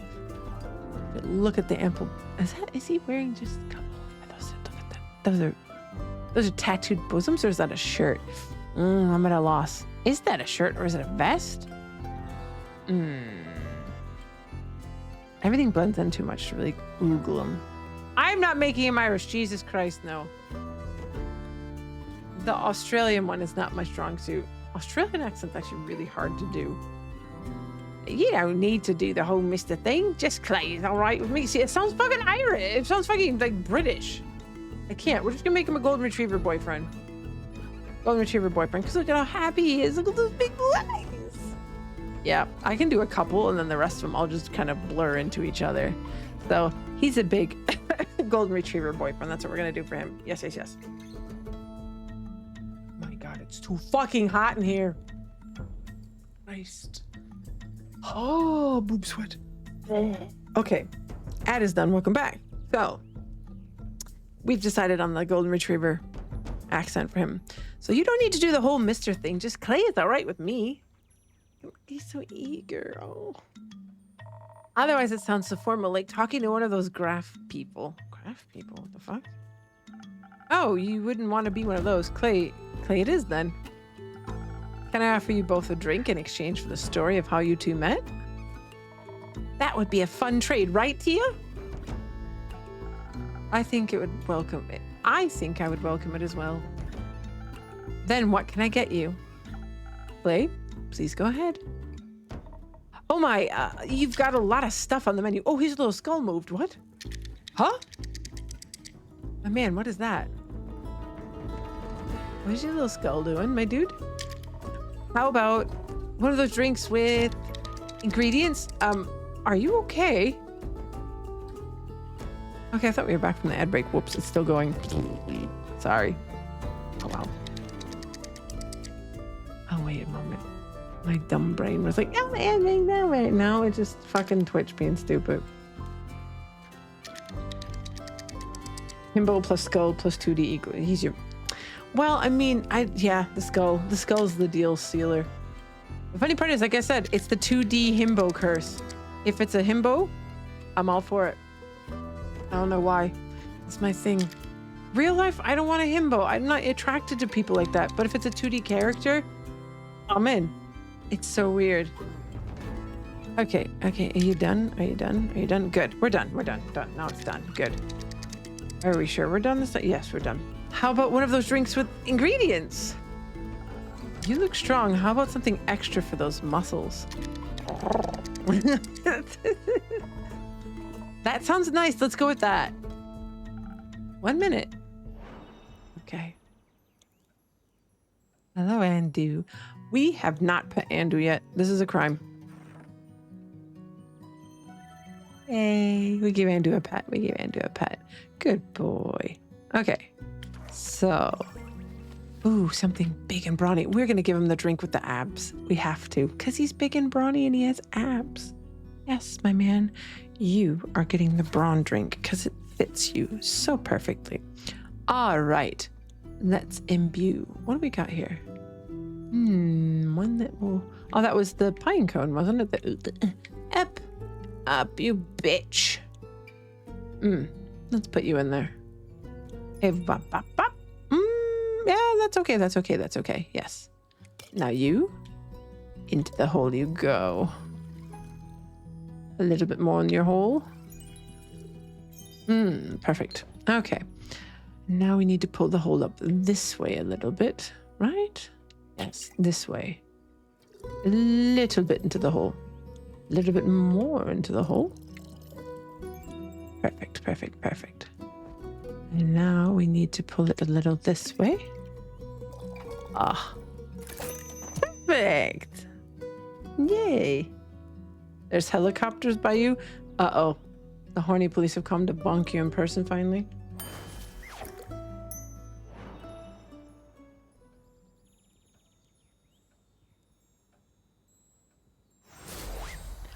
There you go, big boy. Try this. I think it might knock your socks off. Or put them back on. We'll see. We'll see. We'll see. This tastes strong and magic-y, but my socks are still on. Still, I love it. What does that skull on your shoulder do, my man? What that skull do, though? I'll have to remember this one for next time. What is it called? Don't worry. I'll remember it for you. Combo, forget what you drink. Thank you. Now, look, he's so cute. Now, Miss Anwar, what would you like? I need some of that liquid vigilance. Even in here, it's important to stay on guard. Okay, bitch. Wouldn't this be the right time to relax? There is no such time. All right, then I shall aid you on your divine mission of not falling asleep standing. She needs things. She needs things. She needs the things. She needs the things. The things with defense. I believe it's this one. We'll go with the Frosted Lagoon for the Frosted Lady. Yes. Please. We got imbuing, mama. Yes.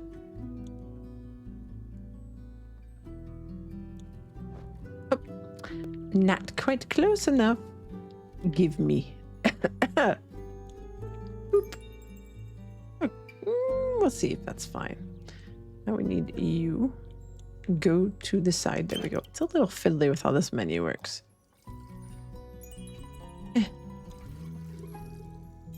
Okay. Now we need to pull the ass out. Which is you. There we go. Order up.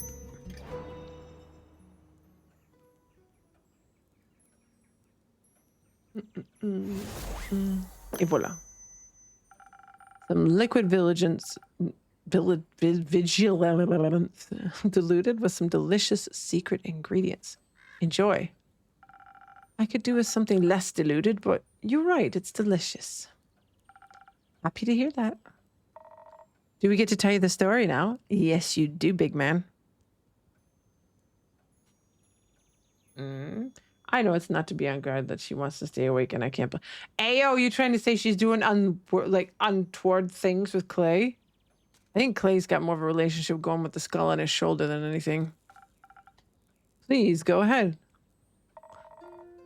You think I should start with the seashells?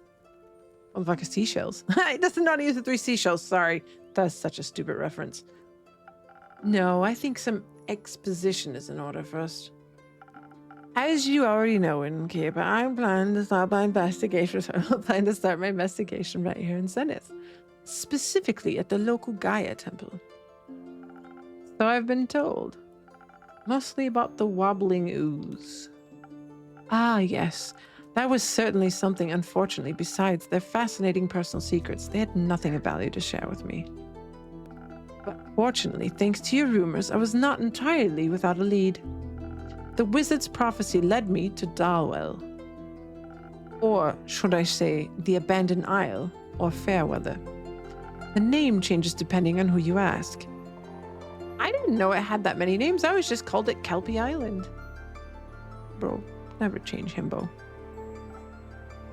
Why? Because it's shaped like one. Probably the smartest approach. Himbo's got brains.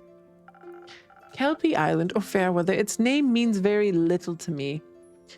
Its local settlement of Fae was much more relevant. They built everything into the giant sequoia that holds their portal to Avalon. Their portal is in the tree? Yes, right in its center. They call it the Horizon Tree. It's beautiful. The Fae themselves were moderately helpful. It was difficult to get them to focus on the severity of the situation, and I was pretty sure they were preparing some sort of morbid ritual with the acorns that they were stringing up between rose bushes in asymmetrical shapes. Ugh, shut the fuck up, you Karen. Oh, I always thought they were art projects. You sweet man, you. Common misconception, it sounds like more like they're preparing to charge them with astral moonlight. For what? If you freeze them, they make good ice cubes. Do you participate in such practices? No, this is a wholesome establishment, madam. No, not at the moment. There we go. I'm just not going to question that. Exactly. Don't ask any questions. Eventually, I got them to sit still long enough to ask them about any strange occurrence around their settlement. Did they understand your definition of strange?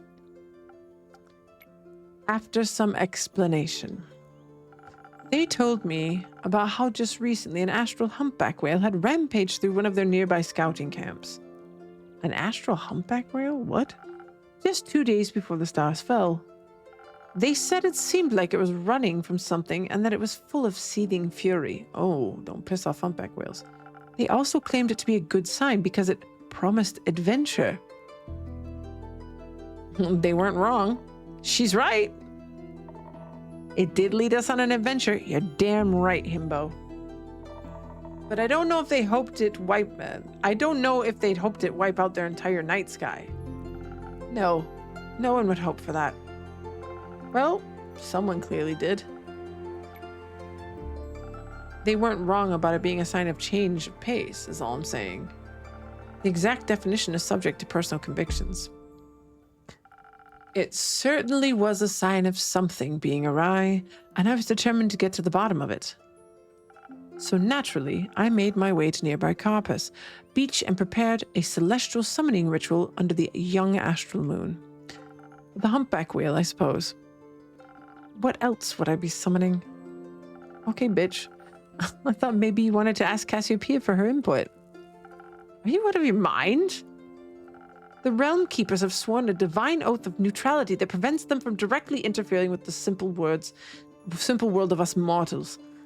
The full might of their power could disrupt the delicate balance of their cosmic design. Right. Sorry, slipped my mind. Okay, girl. You are forgiven. Oh, how nice of you. Thank you, madam. As I was preparing the ritual, readying myself to confront the troublemaker, I suddenly found myself being interrupted by a strange request. Look at his eyes, not a single thought behind them. He's just happy. But exactly, that's why I said he's got golden retriever vibes.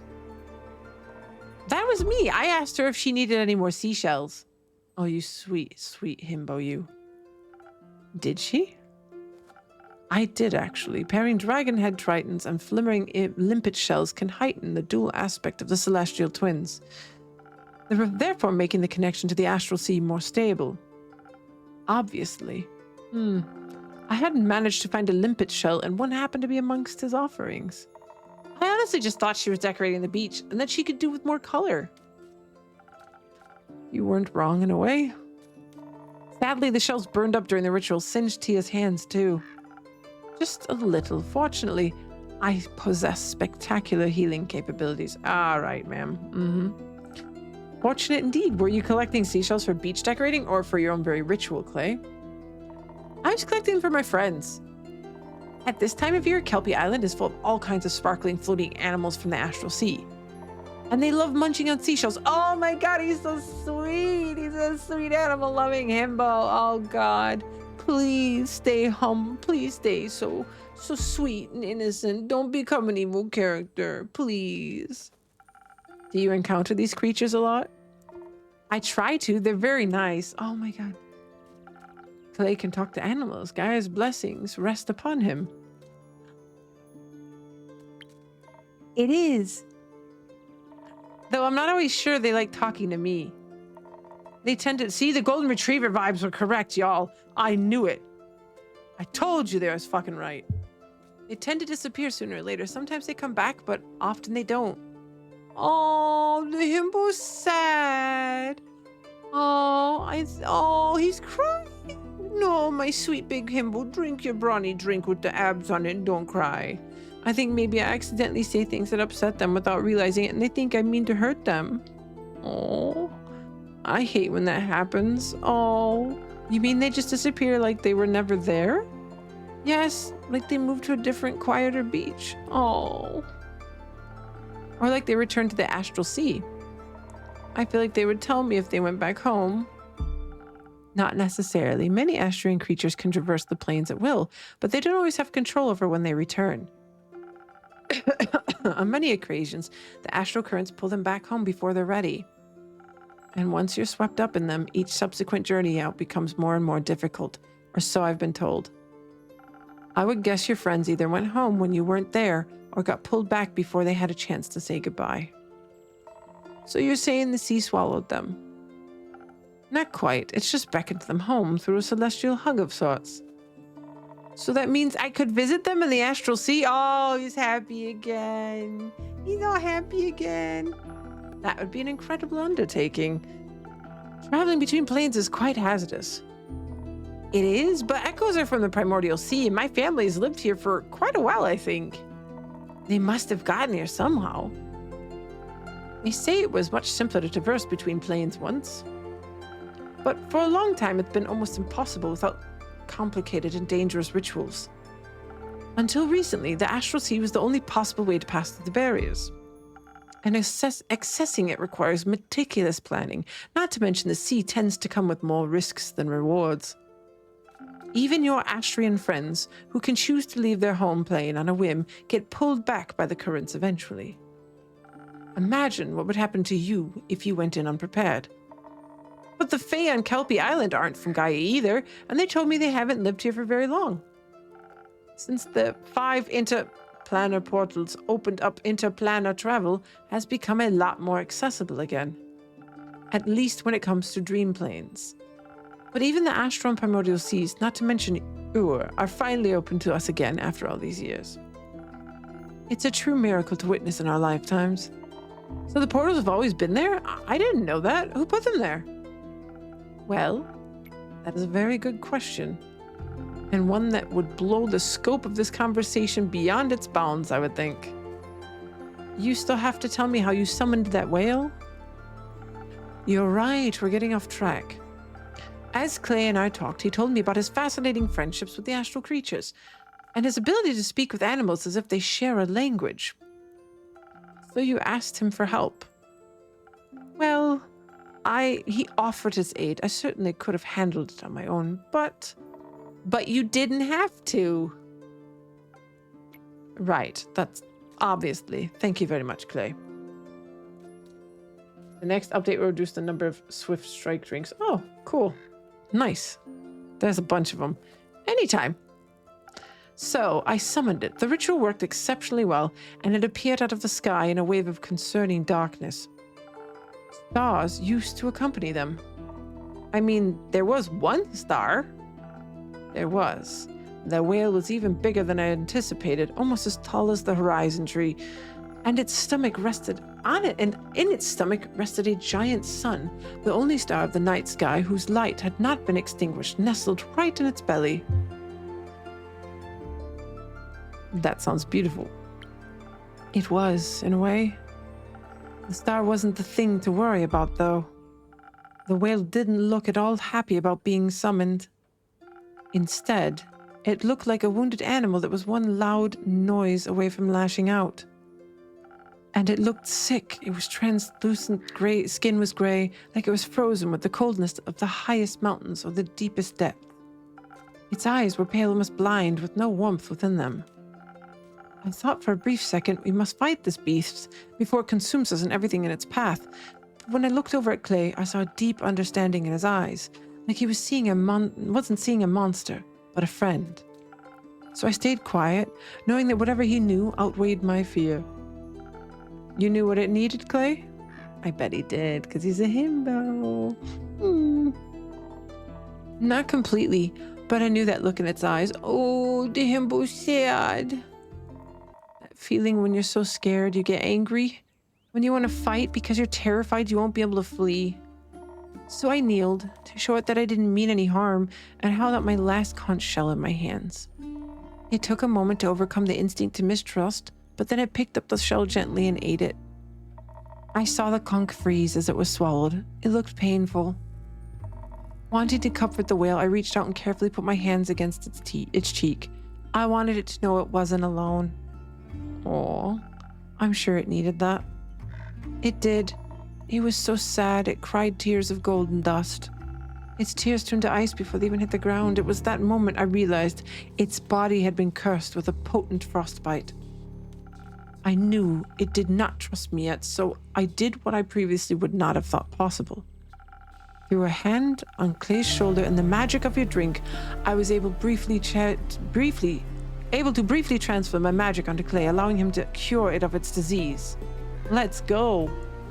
He kissed it on the forehead and the ice burned away, freeing it of its endless chill. It was quite sweet. That's one lucky whale. And one unusual effect of that infusion. Is that not usually possible? Inspiration is a fickle thing. Such magic is deeply personal and differs from person to person. I always enjoy seeing how others imagine support to look like. Tia's support was very helpful. Oh, you've summoned the kitty. I'd hope so. Once it was free of its pain, the whale was ready to talk to us.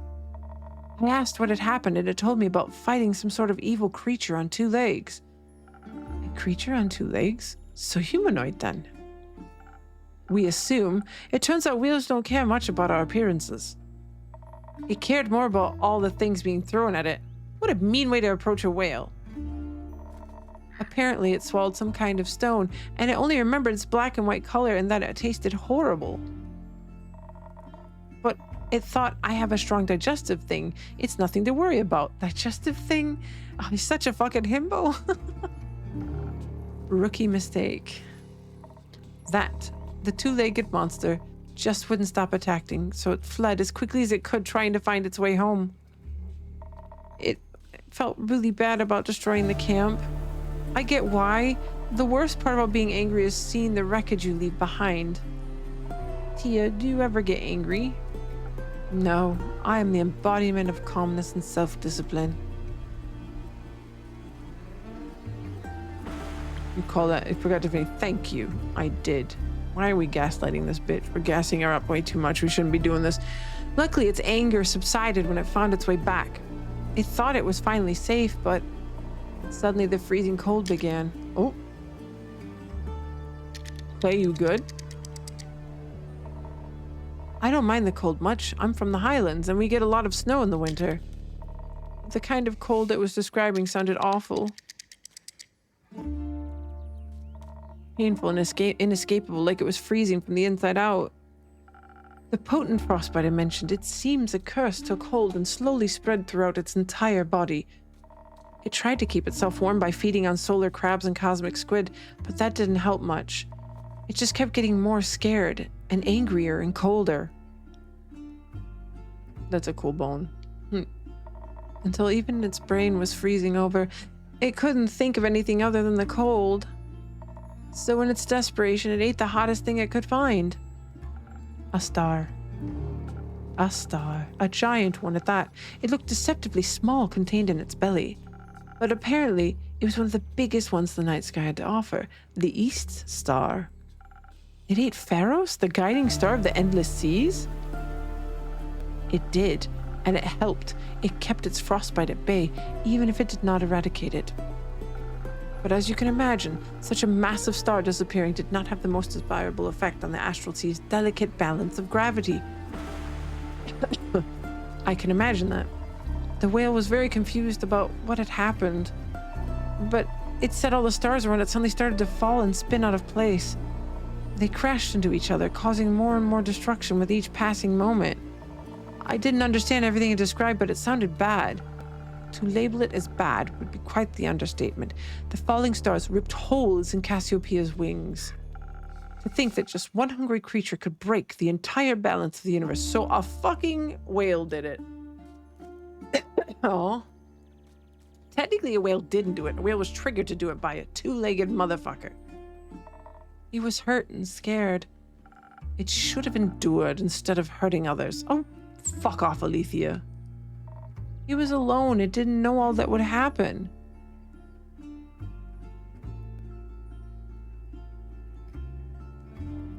It didn't. I'm sure it tries, but the best wasn't good enough. Fuck you, I'm on Himbo's side. The whale isn't responsible for the horrible things that were done to it. We should celebrate that you were able to help it instead of blaming it for its pain. Damn straight. I think so too. Yes, you do, Himbo. Yes, you do. Did you also manage to free it of the stars in its stomach? No, the frostbite may be gone, but that star is a part of it now. It has become the first of a new kind, a sun humpback whale. Cool. And probably the last one too, as all other stars in the astral sea have been snuffed out. We will never be able to see the night sky again, and in turn, the whale must forever live with its guilt nestled in its stomach. Oh, come on, a few days. Yeah, I don't think so. You're right, some things are forever changed now. That's kind of the point of disasters. But perhaps the star doesn't stand for shame, but the pride of its survival. We shouldn't be sad that most are gone, but happy that the one managed to make it through. This is pessimistic shit. Besides, we may have lost the night sky starry companions, but it managed to gain 2 new friends. Even the worst of situations can lead you to light sometimes. I like that. You should never be sad about finding new friends. Exactly, you sweet fucking himbo. Come here and let me rub my face in your pecs. I mean, drink your drink. Speaking of friends, on the way back, we ran into this traveling souvenir shop. I bought friendship bracelets for Tia and I with little whale charms on them. Oh, you sweet fucking man, you. Protect him at all costs, goddammit. Alethea, if you heard him. But she didn't want to wear them just yet, so I'm waiting until she's ready. Oh, take his fucking gift, you bitch. Yeah, I'm looking at you, you whore. Take his goddamn gift. Son of a bitch. That's very nice of you. Right, Tia? I'm just the hazard for fights and could get caught in things. Put it in your pocket when you fight then, you goofy bitch. Sure, I'm looking forward to seeing how they look with your armor. Tia also found something for you at the souvenir shop. She did. She said it reminded her of your tavern. And now that I've seen it in person, I agree. Now I'm curious, what is it? Oh, that's a very pretty mosaic. The shopkeeper told us a little bit about it. Supposedly, the piece of art represents a new beginning after a hard-fought battle. Kind of like the rise of the sun hunchback whale. That's very fitting. Thank you, Tia. So, I'm gonna snooze that shit for 5 minutes. Fuck you, ads. So, Tia, aren't you glad Clay was there to help you? Clay, aren't you glad Tia was there to help you? No, I'm gonna say, aren't you glad Clay was there to help you? Give this man his fucking roses. I suppose I am. You really are? You are surprisingly competent. Perhaps one might even say I could not have done this entirely without you. Oh, if one wants to be extreme about it. I think someone like you could do anything alone if you put your mind to it. Oh, hey, Elysium. Welcome. But that doesn't mean you should have to. This fucking himbo is so goddamn wholesome. I'm always happier when doing difficult things if I have help from other people. Ugh, Alethea. Seriously, sis? Well said, Clay. May I touch your bosoms? I mean, stellar teamwork, you two. Keep it up. Exactly. Keep it up. Will do. Much more importantly, clearly our quest was not successful. What are you talking about? You cured the sun humpback whale, you found out why the stars fell, you even made new friends. What more could you want? We still haven't the slightest idea who caused all this. An angry humanoid figure. Hey, look at that. See? Clay's got it figured out. The himbo knows more than you do, sis. And that is who exactly? Well, we can rule out you, me, and the innkeeper. Yes, you can, sweetie. We could rule out you and me. Ouch. No hard feelings. I believe you're innocent, but sometimes evil hides in plain sight. One must not be led astray. I am evil, but no need to be so mean. I understand paranoia is a hard habit to break. Clearly someone orchestrated this. It seems too random and methodical to have been an accidental side effect. I must find out what hides in the darkness.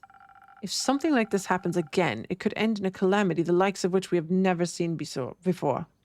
Blah, blah, blah, blah, blah, blah, blah. Oh, crocheting Una was over here still. Don't worry too much about it, girlie. This is just kind of how oblivions are around here. I wouldn't call this just another oblivion. How often have you seen the stars fall from the sky?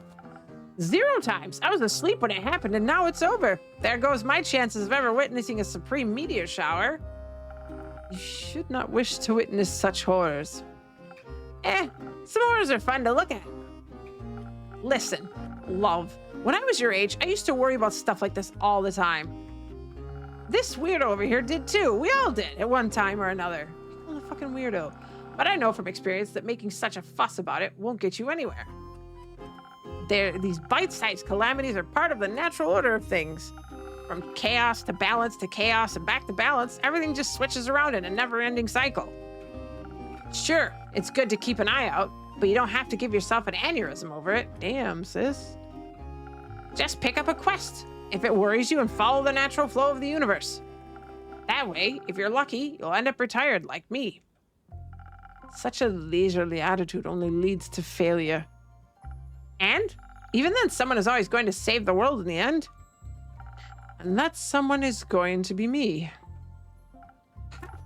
Oh, the youth. Anyway, old enemy, got another drink for me? I'm running dry. Anytime, Una. Are you still running low on energy? How about another strong one? You got it! All right, another fucking strong one. Okay, first of all, for Andu. Now we need to pick a strong drink. Oh, we gave her this one. Yes, we'll go with that one. Only the himbo gets the ab drink.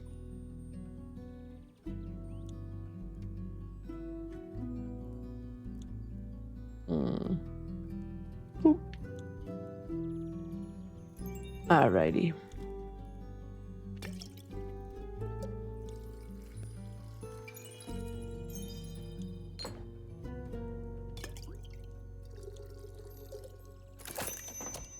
Ta-da!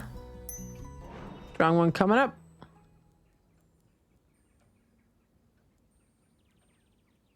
I mean, if he asks for it, he can have it. The vampire's happy to have it. Something strong for the most strong-headed lady. I know. Weird way to admit you've lost every argument against me. But this drink is splendid, I'll give you that. See, with one of these, your worries will be washed away with flavor. Good or bad, depends on the day. I find your apathy borders on tragedy. And if I find your hero complex unsustainable, remember, kiddo, they don't build those statues for folks who are alive. Who cares about statues? My purpose is my purpose, and I don't care who immortalizes me. No one's purpose is to die, girl. Life is much more meaningful than that. I mean, we're all gonna die, but it's not our purpose. Anyway, my purpose is winning at cards right now. Good luck with your delusions. She told you. I apologize on her behalf. It's fine. Tia, are you dying? The himbo's sad. No, she's not dying, big man. It's okay. No, she was purely speaking in hypothetical. I'm not sure what that means, but it doesn't sound like it could damage... It doesn't sound like it could damage her. Oh, he said Jihimbo. He said Jihimbo. Because the Una said something about, like, they don't build statues like that for people who are alive, and Elethea was implying that she would be those people, so he thinks, you know, she's gonna die because, you know, she'll get a statue. That's where it's coming from, himbo logic. But, you know, maybe we should listen to her advice at least a little bit. My granny always says, with age comes the priceless wisdom of mistakes. I think your grandma's advice would be much more helpful than whatever a failed hero has to say. You think retirement is failure? One's pot should never be abandoned. If you can still serve this world, you should. All right, bitch. Not sure if that's bleak or inspiring. The latter. She was right about one thing, though. The past is full of terrible disasters that were prevented. Which means that this too could have been attempted before, if not successfully. Knowledge of something so vile must be scarce and well guarded, maybe even abandoned. I've never come across anything like this anywhere in the Aperture's library. Granted, the Aperture has only been standing for a little over 2 decades, no? It's a library. Its library can be that vast. Many of the Order's books were relocated to the new stronghold. But I do believe that we don't currently harbor the knowledge I seek. For that, other avenues must be explored. What are you considering? We could ask everyone we come across until we find someone who knows something. Oh, you sweet fucking himbo, you. Good idea, but that would take far too long. I think we should look for the Everbloom archives. Is that a book club? I love this man. An ancient one. Everbloom was one of the great 7 Mardian archives, the Gaian one to be specific. Legend has it there used to be one on each plane, even Tuat, the plane of the dead. They were once filled with all the knowledge of the cosmos and grew in size every day, thanks to their fearless archivists. But then they fell to an unknown foe and have been lost to time ever since. I believe one of them could hold the answers we seek. Innkeeper, do you perhaps know where to find this archive? Nope. Not much of a librarian, unfortunately. Disappointing. Disappointed! But you could keep an eye out for it, right? You could ask all the scholarly people that pass through here for you anything, you sweet fucking himbo. Of course. I can do that. Because he asked. Not you, bitch. Perhaps you can stop by asking that bounty hunter when she's done gambling away all of her money. You could ask her yourself. I would rather not. Bitch, I'm not your go-between. I'll take that terrible task off your hands then. I'd charge your money. Wonderful. You won't need more than a day to take care of all this, right? I could do with a little more time. Nonsense. We don't have more time. I need your full commitment on this, innkeeper. Bitch, don't make me boot you out of here. This is very short notice. As our disasters typically, hence the vigilance, I shall return to a fully prepared quest tomorrow morning. You give me evil squints, you bitch. Okay. In the meantime, you should rest. Don't be ridiculous. I have things to do, people to help, prayers to consult. Una was right. A good night's sleep will do wonders for you. I could even offer you some coupons to a beautiful swamp spa. We're offering buyers swamp spa coupons. Let's go. Fine, I'll take 1 or 2, though they won't be put to much use. If I rest now, who will this world have faith in? I shall see you tomorrow. Don't go, himbo. Don't go, himbo. Don't go, himbo. Don't go. Oh, it's always nice to see burnout happening in real time. Yeah. Don't worry. I'll go with her and make her some soup. Oh, please don't leave. We need to keep, you need to stay here. We're not going to push the button yet. We're not ready to say goodbye. It's to stay. You need to stay. Okay, you can go. Soup always helps me when I have a headache, and it looks like she has a big one. She does. It's called her attitude. Do you want some soup as well? Oh my god, I would love some himbo soup.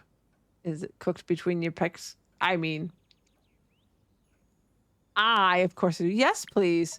I'll bring some by tomorrow. Anything if you come back, motherfucker. Do you have any allergies? No. Thank you, Clay.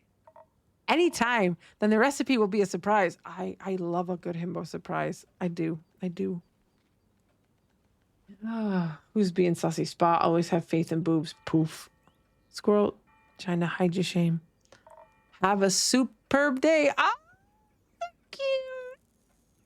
I'll take some of those coupons too. You do. Go get a nice condition done on that hair.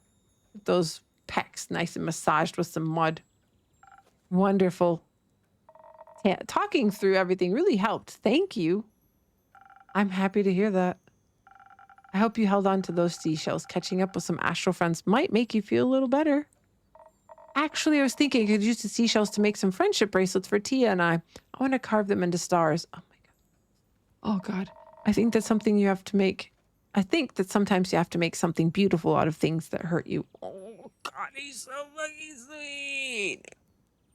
Otherwise, you're left with anger, and that has nowhere to go. Oh my God, please. We need to protect him at all costs. Do you like being angry? No, I don't. Me neither. But we all get angry sometimes. It's not the most fun, but it's important. Never getting angry doesn't solve anything either. It just makes you smaller and smaller until people no longer see you as someone they need to think about. Damn, what the fuck is this advice we're giving? At least they're not scared of you. Anger doesn't make you any more of a monster than silence makes you a saint. Be a whole person, Clay, and don't be scared of who that is. I'll try, Innkeeper. Thank you. I hope you find a way back to yourself, too. Oh, blah, blah, blah, blah, blah, blah. He can be a little angry. Being a little angry is not bad. He can embrace who he is, but he can also try to be a better person. Oh, he's gone. I feel a hole in my heart. Thank you, Clay. Me too. Oh, come back, himbo. We need to get the soup. We need to get the himbo soup. Oh, you too. Okay, it's better now. Scully's back. Is his mustache gonna fall again? Top of the evening to you. Welcome to my tavern. Oh, what do my magical eyes see? New faces, new acquaintances. With whom do I have the pleasure today? No way! Speaking skeleton. Haven't seen one of those in a long time. Hello there. How incredibly rude of me to leave out introductions. My name's Scully. Aye, so polite as well. You can call me Una, Mr. Scully, and that one over there is my friend Jade. She's charmed. Ah, a fellow Mahida, but with more skin left. Which isn't immensely difficult, I suppose. Glad to make your acquaintance, Una and her friend Jade.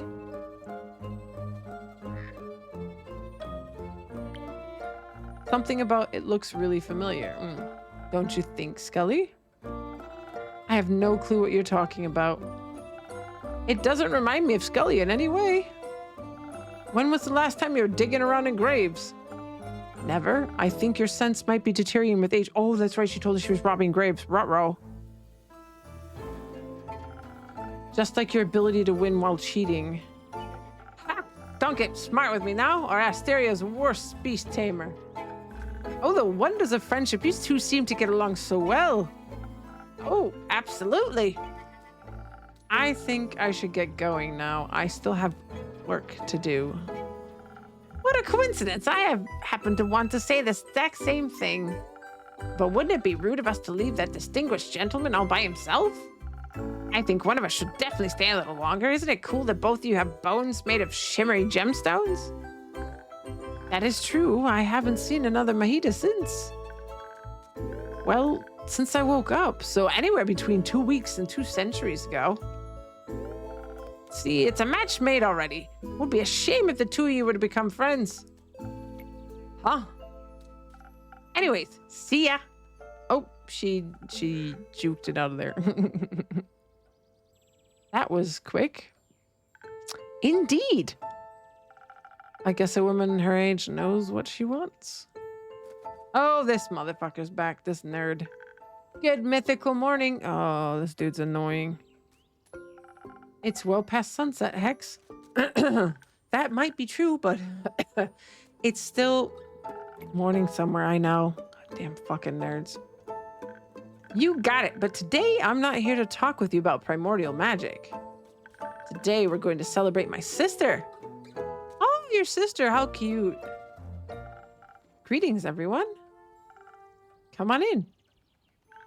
Pleased to meet you. My name is Scully. Jade. You can call me Hex, and this is Grace, my little sister. Yes, I know she's taller than me. You can keep it to yourselves. We're here to celebrate, not to roast, though some fire might be fun. No firebells inside Hexagon. If you insist, a fireless party it is then. Your bones are aching for a party. I haven't attended one in what feels like an eternity. What's the occasion? My wonderfully talented sister successfully defended her wizard doctoral thesis just today. She can now call herself an actual full-blown selenite witch. It's not that special, honestly. I beg to differ. That's a majorly big deal. Congrats. I must congratulate you as well. Quite an outstanding achievement indeed. You're very sweet, thank you. I have to agree with everyone. You should be proud of yourself. How about a drink on the house to celebrate your graduation? Hex already told me that you're a real magical connoisseur. I would love to taste one of your creations and keep your... Oh boy. I'm not quite as schooled as you are though, ma'am. But I don't know what to pick. Could you recommend something to me? Of course. How about a drink for your wits? Your brain must be tired after debating your professors all day. That sounds lovely. My brain could use a little pick-me-up. Coming right up. One pick-me-up coming right up. And dude, my man, how are you? Yes, he's got the pets. A brain drink. What the? Ooh, for snow. That's a new one. Need lots of brains, lots of brains. Lots of brains, lots of brains, lots of brains.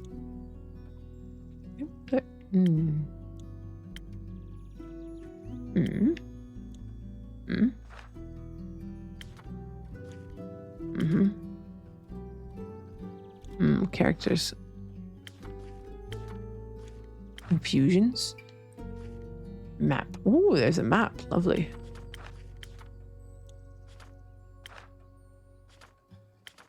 We need to go here. Okay. So, this one. The peak sunrise. Perfect. Alrighty then. So we need something to infuse the brain.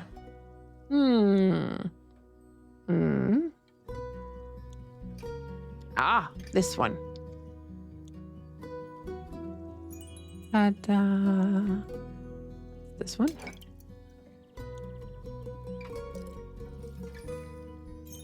Okay. Now we need it to go up here.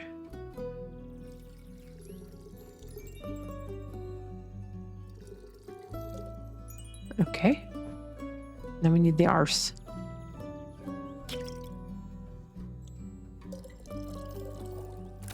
There we go. Perfect. Got the hang of this shit. Kidding. Ah. Voila. My, this is delightful. See? Told you she's definitely knows her craft. Say, innkeeper, do you have a PhD in mixology by any chance? Oh, girl, no. Last time I checked, no, but I do have a lot of experience. Took me a while to get the hang of it. I can tell your drinks are really tasty. I could easily go for another round of debating right now. Is anyone else up for a drink? Nah, not yet. I'm still energized from earlier. Scully, Hex, what about you two? I'm good. I don't want to steal the show today. I would love a refreshment for these old bones, actually. Oh, of course, Scully, anytime, my man.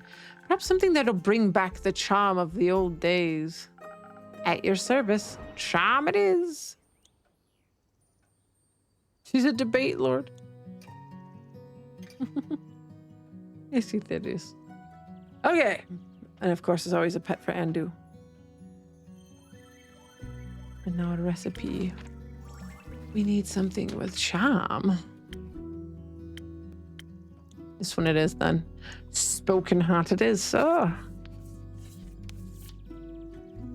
Hmm.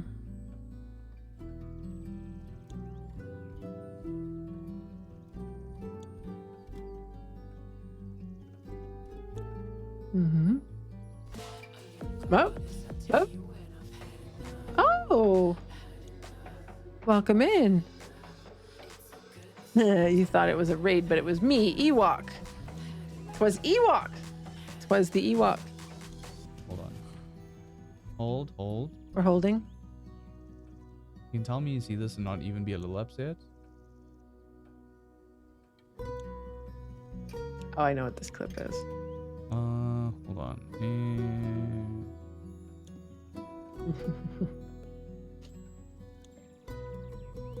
Chimp. Pause chimp. Pause I chimp. don't really use TikTok. No, I don't want to see that. You actually poop socked me? Bladder poop socked them. This is an actual poop sock? Yeah.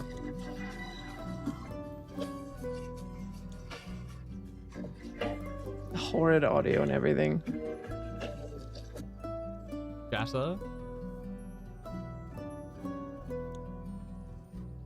Uh-oh. Uh-oh. Someone got poop socked.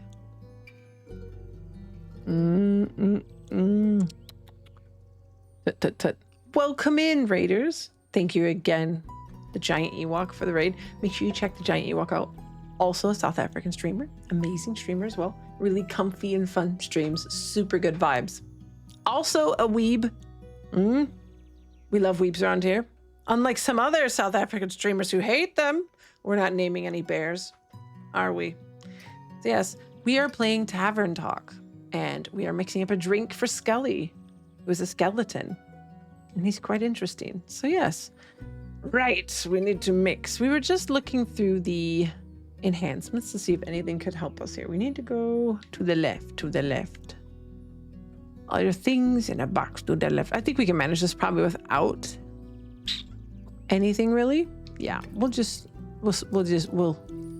try it just on its own. Whoop. Hey, there we go. Thank you for the follow, Duke Monday. Dagnaropa. No, I have not. I didn't play enough games. I played a lot of first-person shooters for the longest time. I was very involved in competitive first-person shooters. PlanetSide 2. I was very involved in a community with that and did a lot of other stuff and organized like large games and stuff and Doom, you know, shit like that. I've always liked shooty bang bang games, but I've gotten more into these recently. With age comes calm gaming. I don't think this is going to be enough. I think I am going to have to infuse something. Get your ass in there. Oh, it's just enough. Let's fucking go. Woo! Ooh. That fan base is a lot. Ooh, okay. That's Scully, isn't he cute? He's so sweet. Here you go. Drink for the charming gentleman. Oh! What a lovely taste. It warms my bones inside and out. Should I be worried? I don't know, Jade, should you? Maybe it's an undead thing.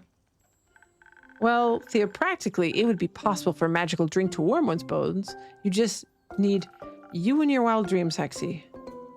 Maybe leave those experiments to someone with an actual laboratory for once. Ooh, your sister just fucking read you to filth, bro. Ow, the talking about studying and degrees brings back so many old memories.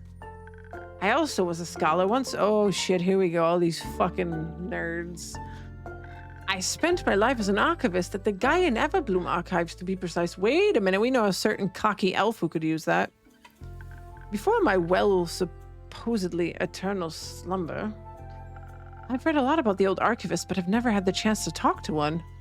Well, obviously, they're all dead. All of them? Yes, the archives were destroyed ages ago. They're mostly a myth now.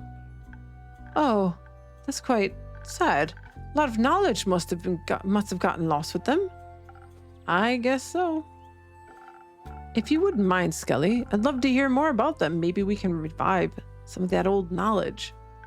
It would be my pleasure, but sadly I cannot remember much of my research. All those years below ground and without sunlight don't seem to have been good for my memory.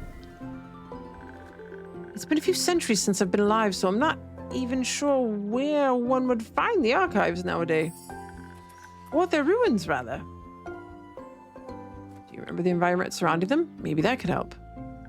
A little, I believe. I might have even woken up close by. My early memories of the skeleton are quite hazy. During my lifetime, the archives were located deep underground. Gaia's lively blessings were juxtaposed with a hostile and lifeless mountain range.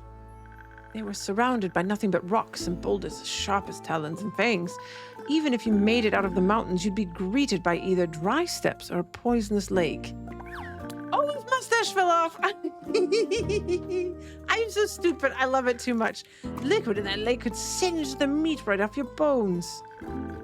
I knew someone that fell into the lake once. I remember it as if it were yesterday. I'm sorry, it's just funny. His little mustache goes whoop. The fucking slide whistle is probably what it is. I'm such a simple fucking bitch. Well, that sounds like not the best place to build an important archive stronghold. Wouldn't necessarily agree. They say the books, the scrolls of Mahidian archives contain all the mysteries of the world and realms that surround us. Of course, you have to protect that knowledge. Would be a shame if someone... Anyways. I think I know the place Scully's talking about. Oh?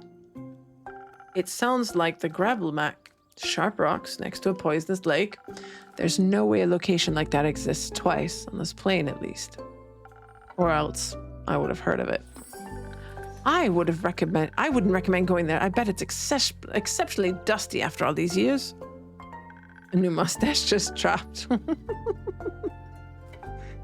We need to get your avatar a mustache like that. I think I have one somewhere, to be honest. I probably do have a mustache somewhere. We'll have to see. When he shows up, we can make it a summon. But think about all those hidden treasures, knowledge left untouched for millennia. That sounds a little too ambitious, even for you. Fine. The fact that it does not read "keep it simple" is disappointing.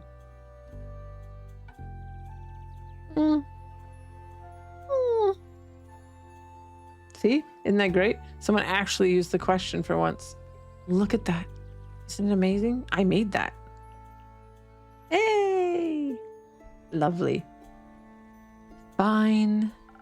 Your delicate wizard sensibilities wouldn't last a day in the gravel mac anyway.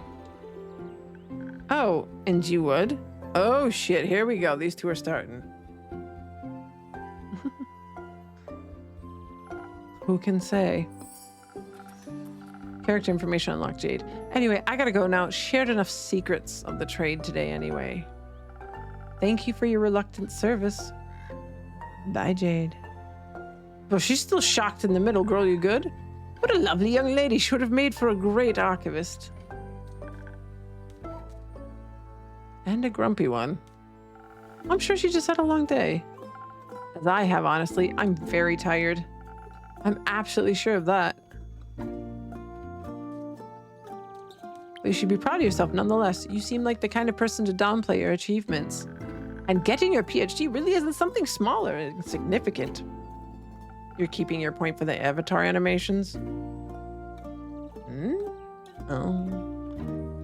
It's nothing really. I spent a lot of time researching. Defending my thesis was a mere formality. Scully's and my point still stands, and I'm sure your brother would agree with us. Absolutely.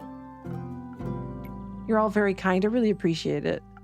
How about we call it a day? It's already getting late. Ooh, it's almost 1 a.m. here. A splendid idea, as I would expect from a witch like you. Seems fair. Hope you get to enjoy the rest of your evening, Innkeeper. I'll try. If the himbo came back, that'd be great. I will, Theo, practically. Bye. Bye. We're gonna play another round because we need to see if the himbo shows up with soup tomorrow. Oh, plus we need to make a fucking quest. What do we got? What papers have we got? Let's move them around a bit, shall we? Ooh, looks like the green one has enough. So it's going to be the green one it is. Deep within the gravel mac. Give me the things. You go here. There you go here. So The fable located deep in the...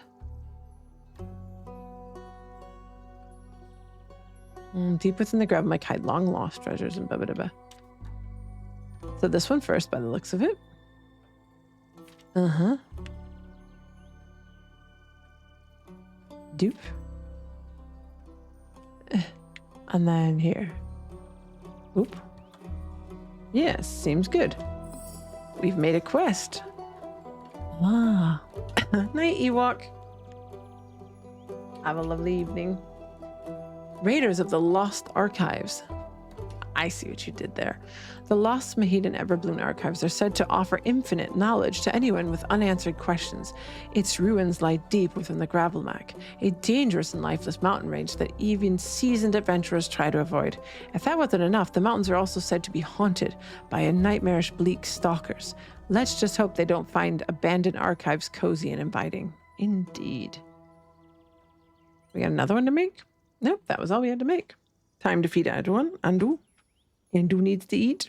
Is Andu gonna eat? Andu? Yay! Gotta feed Andu. Sweep up. Oh,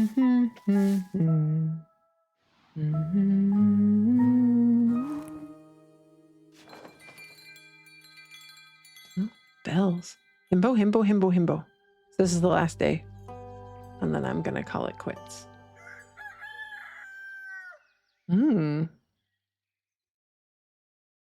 Who's gonna come by? Himbo with soup? Himbo soup.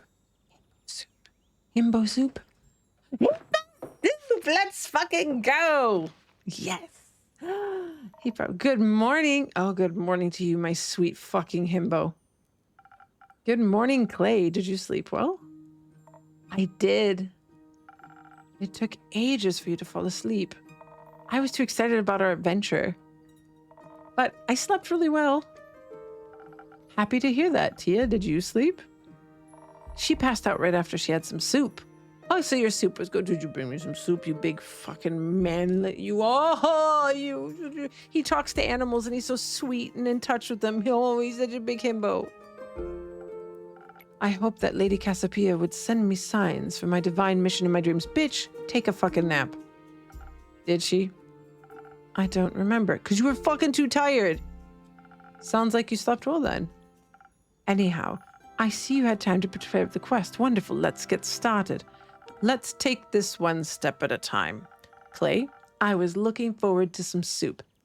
Elithria, or whatever your bitchy name is, sit your ass down and let me eat my fucking himbo soup. Then I hope you like lentils. Ooh, I love lentils. Love me a good lentil.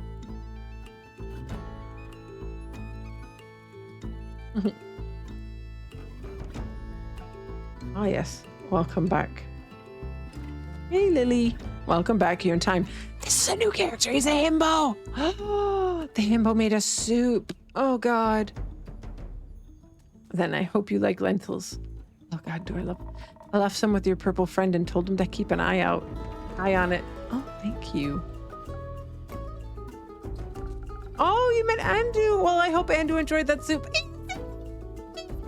Soup. Because he can talk to animals. Oh, God, I want to marry him. I'm going to marry him. Oh, my God, he's so sweet. Exactly, that's what I said, too. He's a golden retriever who talks to animals. That's the type of voice I gave him. Oh, he's so cute. Thank you for feeding my familiar, Clay. Clay, what would you think about running a tavern with me? Oh, of course. Did you two enjoy your soup? Very much. Clay is quite a talented chef, even though eating it did make me very tired. And Tia is very good cooking companion. Oh, you're such a sweetheart. It took a while to make, so we had a lot of time to talk. He was nice. What did you two talk about? Friendship bracelets, I hope? Not quite. Many things, like I thought it'd be fun to make her niece one of the little dolls my granny taught me to make. Oh my God, he knows how to make dolls. Oh. The ones with the flower dresses and mini axes. They have mini axes. I don't have any siblings or cousins, but Tia said she's gonna make her little star lamp from my parents' garden. Is that so? He offered to cook for my family. and I can't offer to cook for his. My cooking skills are unimportant to my destiny. So you're shit, got ya.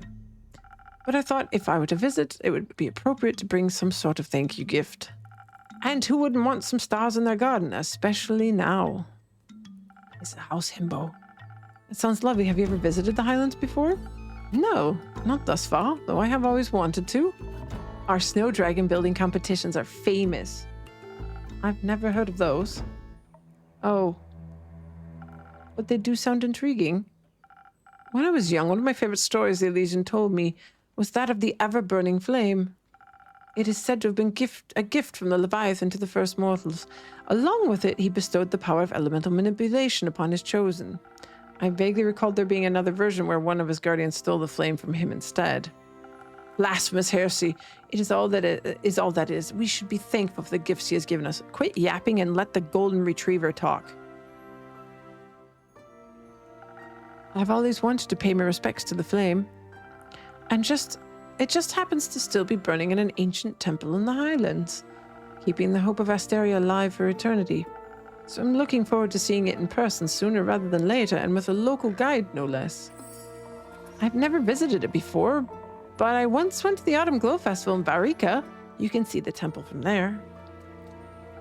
The Autumn Glow Festival? What's that about? I'm sure I can tell you about it another time. Please, let's get back to the quest. Bitch! I want to hear about the festival. Let me talk to the himbo, you impatient bitch, you. I have one more question. Fine, one more. Ooh, what's your favorite color? What's your favorite food? Or what's your favorite animal? Ooh, what should we ask him? I want to know what his favorite food is. Let's go with his favorite food. Not you. What? Are you considering updating your menu? No, I'm just curious. At least you're honest about your intentions. Potato soup. The Elysians used to make some for me on cold winter days. It tastes like home. Home being the aperture? Yes, exactly. Have you lived there all your life? Does your family live there too? No, I moved there when I was 7 years old. I was asking, does the bitch, whatever, but that's fine. When the cleric discovered I was chosen, I was given a proper education. Oh, your birthday's Friday? Oh, shit. Oh, shit. Party on Friday, everybody. It's Lily's birthday on Friday. But my parents and the local clergy could only teach me so much. With my natural affinity for Cassiopeia, being taught by the Order of Starlight and their stronghold at the Aperture just made sense. From then on, I was taught diligently by the Elysian and her celestial cardinals.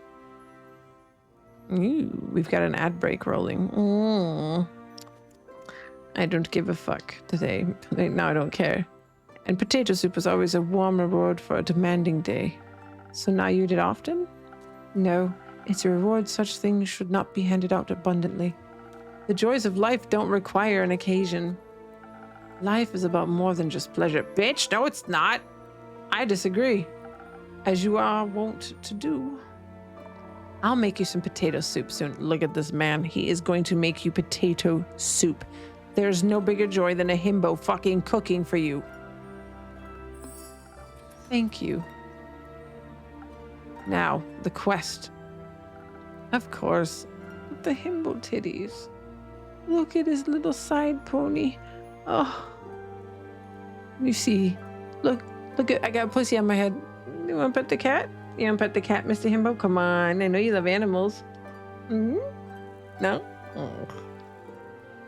Would you like some potato soup for your journey? Do you actually have any? No. Don't make promises you can't keep. Me. Sorry. So I'm assuming you're going together? Unfortunately, I was going to go alone, but Clay insisted on coming. What do you mean, unfortunately? The one that's unfortunate for is Clay having to go along with your old stinky ass. Bitch, you should be honored to have this fucking himbo accompanying you. Bitch, unfortunately. He does deserve much better.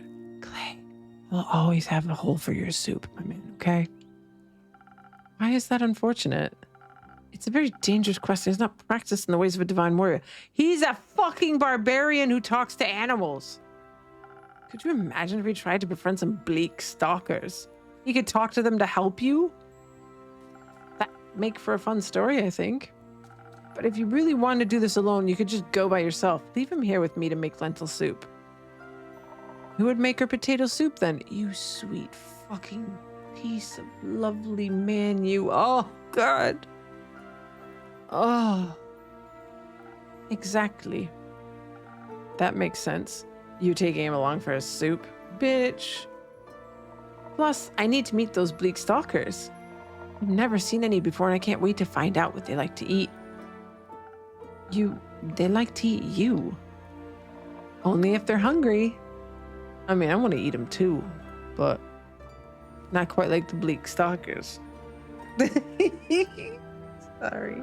Could you at least try to be reasonable? I am. Local creatures can be very helpful.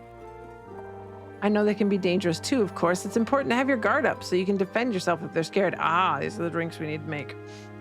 Generally, if you approach anything non-violently, they'll like you more. Maybe the innkeeper can give us some extra charisma too so we can convince them to help us out. I could offer you some honey flowers as well. They can be very inspiring, even to bleak stalkers. I think so. At least I've never tested that one out, actually. We could test it for you. Be so careful, please. Please be careful. Make sure the himbo comes back safe. Nonsense. We need to head into this knowing, well, we'll have to fight our way through. The name's Bleak Stalker doesn't exactly inspire confidence in their hospitality. Not to mention there could very well be many more dangerous monsters roaming the abandoned Everbloom. We need to refresh our strength and hope that our mortal weapons will be enough to damage them. If that's of concern, I could offer you some citron. It's infused with divine properties that'll bless your weapon strikes. Don't fucking tell her that. She's going to ask us where we got it. With a little help from the dragons, no creature should be able to withstand you, no matter how bleak. Citron can only be found deep within the Forbidden Valley. How would you ever have access to that?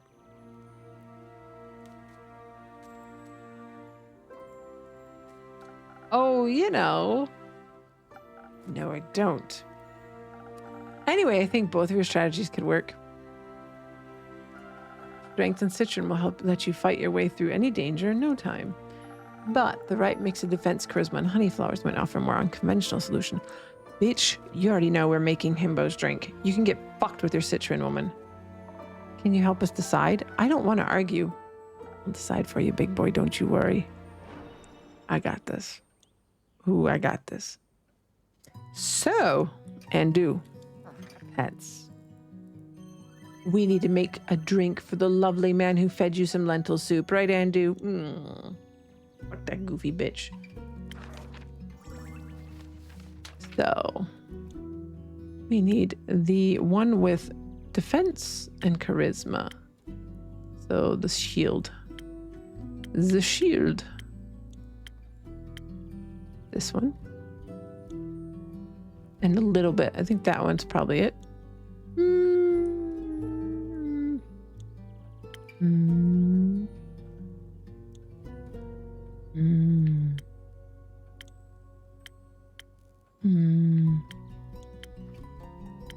This one, perhaps? No, defense. And one of the other one. That should be accurate. Yeah. Let's see if this is the correct drink. We'll find out, won't we? All right, so we said the honeysuckle. This. Boop. Okay. Now we need to go a little bit that way. Just a small line. Wasn't enough.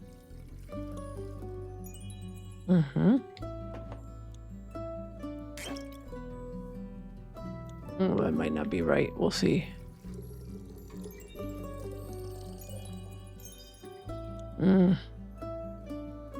May have infused in the wrong direction. Ooh, my. This is probably the wrong drink. Yeah, and it's also not done right. Motherfucker! Yes, it's not the right drink. This is not the right drink. It has to be a recipe that fits. Yeah. I guess that's what I need to do then. Get in the hole and do that's all for you, my man. There you go.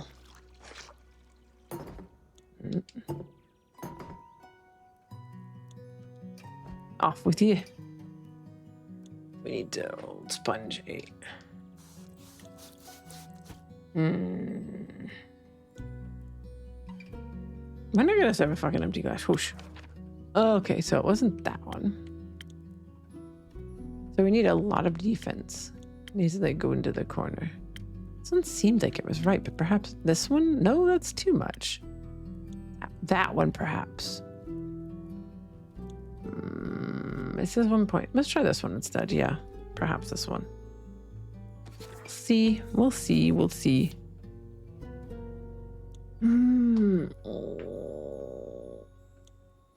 Oh. You mean try the clip? And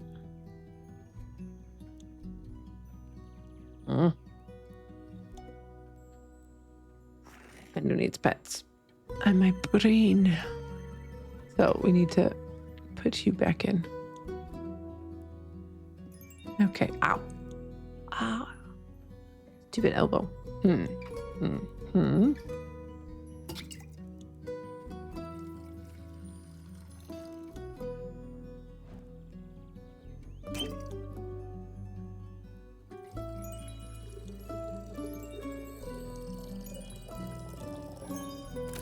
Hey, that was the right one. Let's go. Whee! Didn't work on mobile. Oh, sorry for interrupting your conversation. Oh, there you go, Himbo, just for you. I'd love to hear the story about you befriending those bleak stalkers. Or at the very least, how their teeth were no match against your armor or your pecs. Oh, we mentioned his pecs. Yes, this is perfect. You can't tell that we're a fan of his pecs. Plus, this worked well for you last time, Tia. Let's hope it'll be lucky again. Fine, I trust your judgment, innkeeper. Good, you should. Thank you for all your help, innkeeper, but we should get going now. Oh, don't take those pecs away. Little nozzle, can I please just rub? Oh, little rub. Indeed. Wait, why are you in such a hurry? Yesterday I met Fable at the farmer's market and they helped me pick out the right vegetables for the soup. And then they invited me to their barbecue on the 31st of Cassiopeia. So we need to make it back in time for that. Oh, you're just Mr. Everybody loves those pecs. I can't blame them. You can always leave early if it takes too long. And what about you? What about me? You're also coming. I have to work. You also have to eat.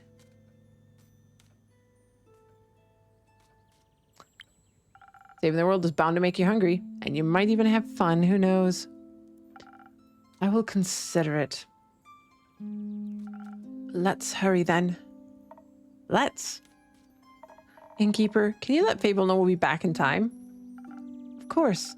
I'll let them know as soon as they grace my tavern with their presence again.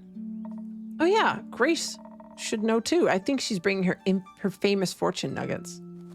This motherfucker gets around. I'll tell her as well. I wish you a successful quest. It shall be so. See you soon. Bye-bye, House Himbo. Make sure you eat your soup and talk to animals and get sleeps. And that you oil your pecs up at night. Goodbye. Oh, we hate to see him go.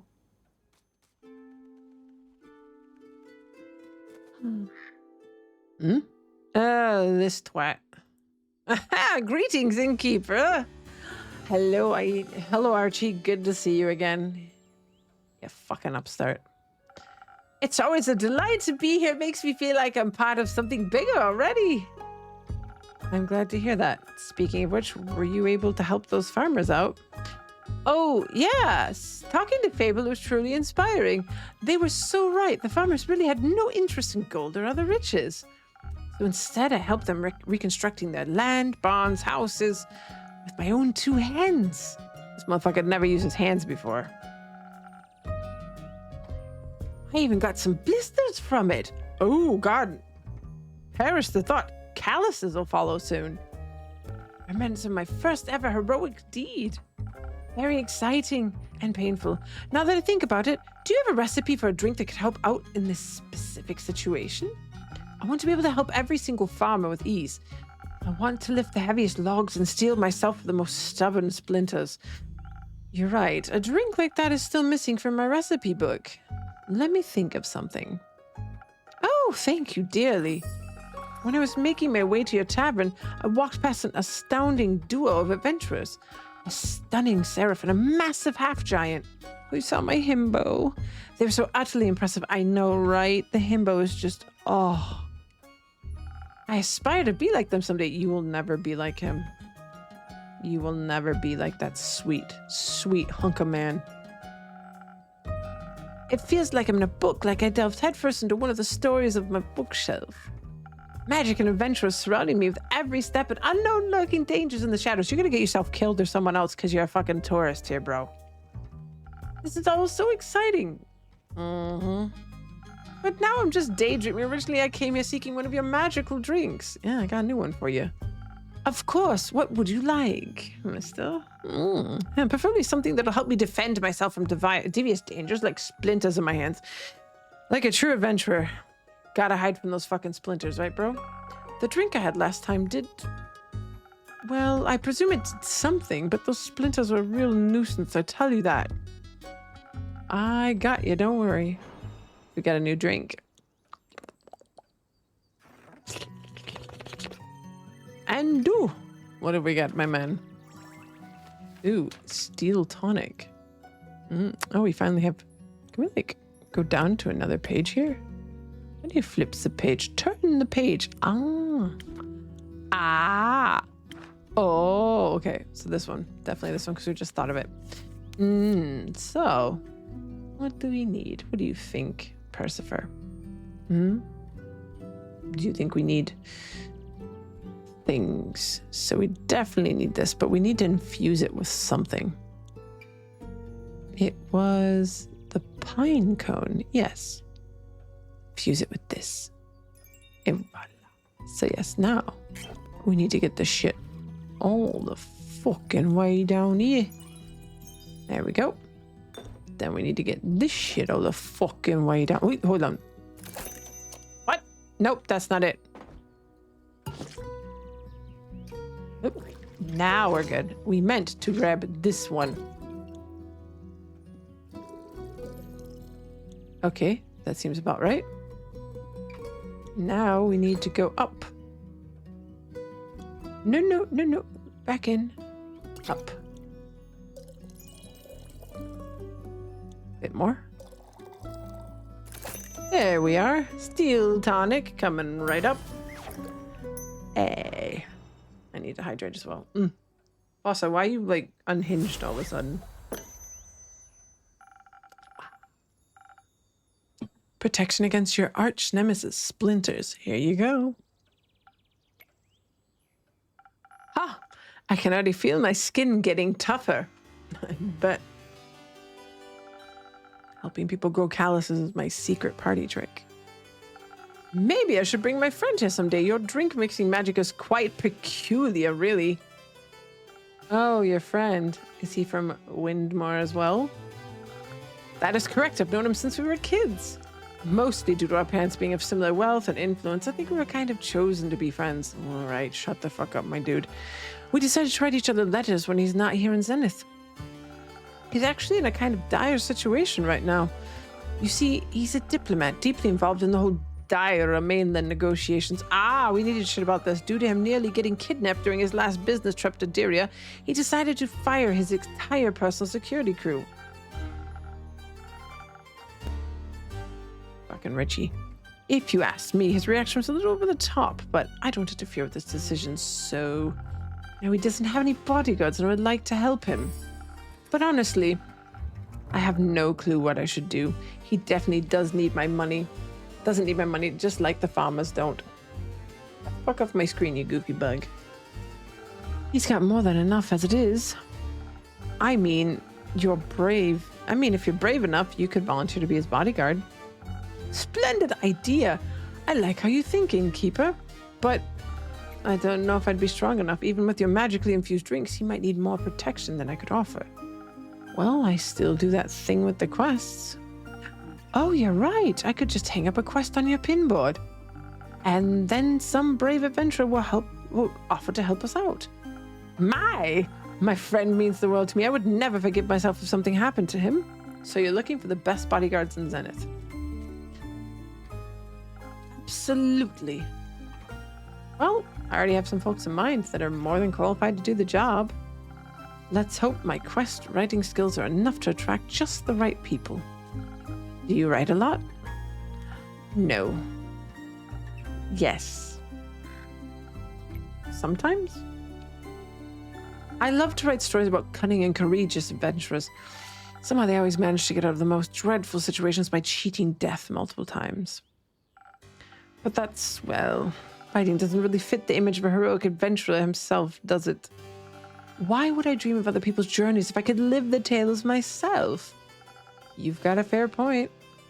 Also, it's always easier to write about things you've experienced firsthand. Absolutely. Oh, I can't wait to see my friend again and help him out. I'll be more than prepared. Fable also offered to teach me how to use a bow. How could I say no to such an enticing offer, getting taught by the Fable of the Ashen Grove themselves? It's more than I could ever dreamed of. They also mentioned another friend of theirs, an imposing Vulcan lady named Sarlin. Do you know her by any chance? Oh, Sarah. Yes, I know her quite well. We'll say she's a regular. A regular? Oh, innkeeper, you're full of surprises. Yeah. This tavern is full of hidden treasures. Apparently Lady Sarlin is bored because her newest protege is on a mission and hasn't returned yet. So she'll be joining my training with Fable. Oh, you're in for a ride. How thrilling. I nearly cannot contain my excitement. Oh, bro, you're so green. Don't worry about that. Assembling quests for patrons is one of my services. Really? That would be so helpful. I got you. You'll have the perfect crew of bodyguards for your friend assembled in no time. Trust me. Thank you so much. Also, thank you for the drink. Coming here is always a delightful source of inspiration. I'm always happy to help. Until then, innkeeper. See you next time, adventurer. Now fuck off. Who's gonna show up? Who's gonna show up? Someone new. Oh. Who's this sassy being? Heya, how's it going? Hello, come on in. Are you a bard? This is a cute little tavern. I'm not gonna lie, I wasn't that convinced from the outside, but the interior is really adorable. I'm glad. Are you accustomed to more opulent exteriors? For sure, but I do enjoy the cozy feeling of a simple tavern. You know, it's good being away from the hustle and bustle of big cities sometimes. I get that. Are you new in town? I am. How'd you know? It's been a while since I last saw a phantasm around here, that's all. I just took a guess. I see. I came here straight from the capital. I just needed a moment to breathe. You get me. Oh, I do. That's why I settled here on the outskirts of Zenith. This town is big enough for me to never run out of work, but small enough to not feel overwhelmed. Yeah, exactly. So, you run this business, innkeep? Correct. Just me, my familiar, and this tavern. Oh, and all the regulars, of course. Of course. And with whom do I have the pleasure today? Perhaps one of my next regulars? Who knows? Maybe. The name's Voyage, but you can call me Boy. Oh, bro. Aren't we just full of ourselves? There, bard. All right, boy. Oh, Jesus. What can I do for you today? Well, I mean, a drink would be the way to go, I suppose. Wait, don't tell me you haven't heard of me. Oh boy, here we go. Not yet, I'm afraid. I suppose I should have. I'm the Voy, the famous bard. Ring any bells? I knew you were a fucking bard. Nope. Right. Well, I guess you'll have to get to know me then. And what better way to do so than with a fine drink made by the finest innkeeper? All right, no need to lay down thick, motherfucker. Get a drink. You're a real sweet talker, aren't you? I guess I am. Yeah. Isn't there something specific you would like? No. Surprise me with something that'll make me even more irresistible, like a real Prince Charming. All right, bro. Something to deflate the eagle got you. Hello. All right, what the fuck does this one what? Oh, charm. There you go. Let's go with this shit. My man. Oh,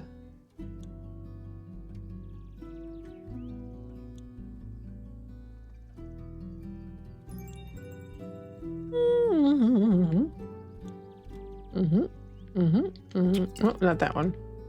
This one.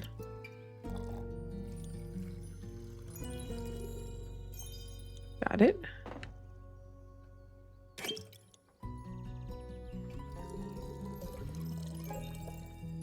There we go.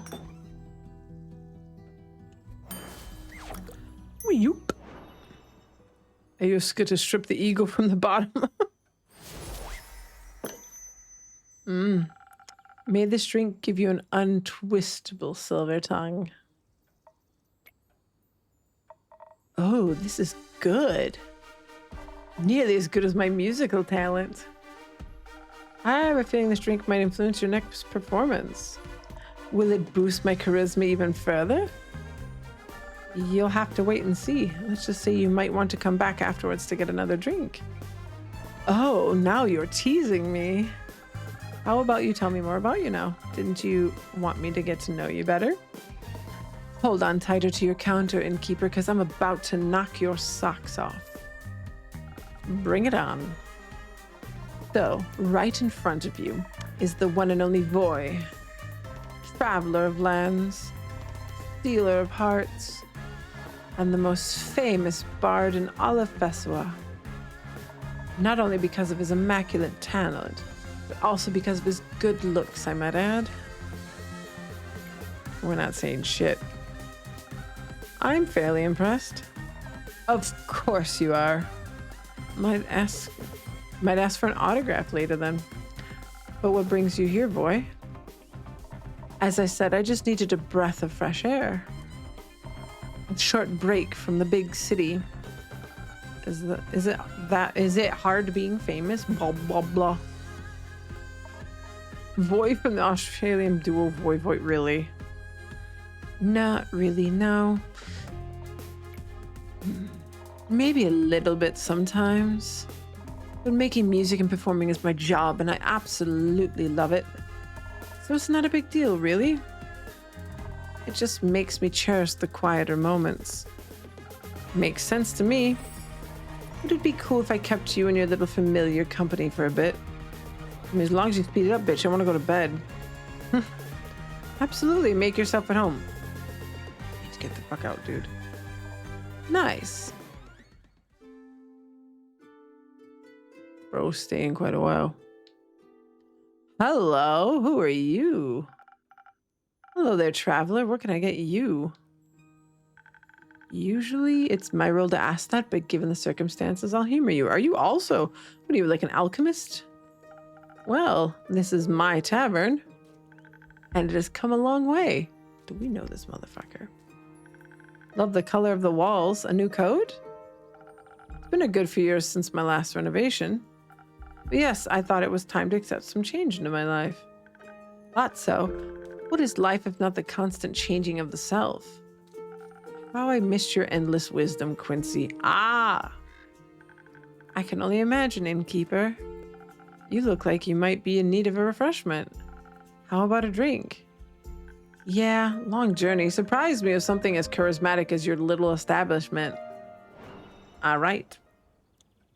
So charisma, uniqueness, nerve, and talent. Serve him some cunt. that?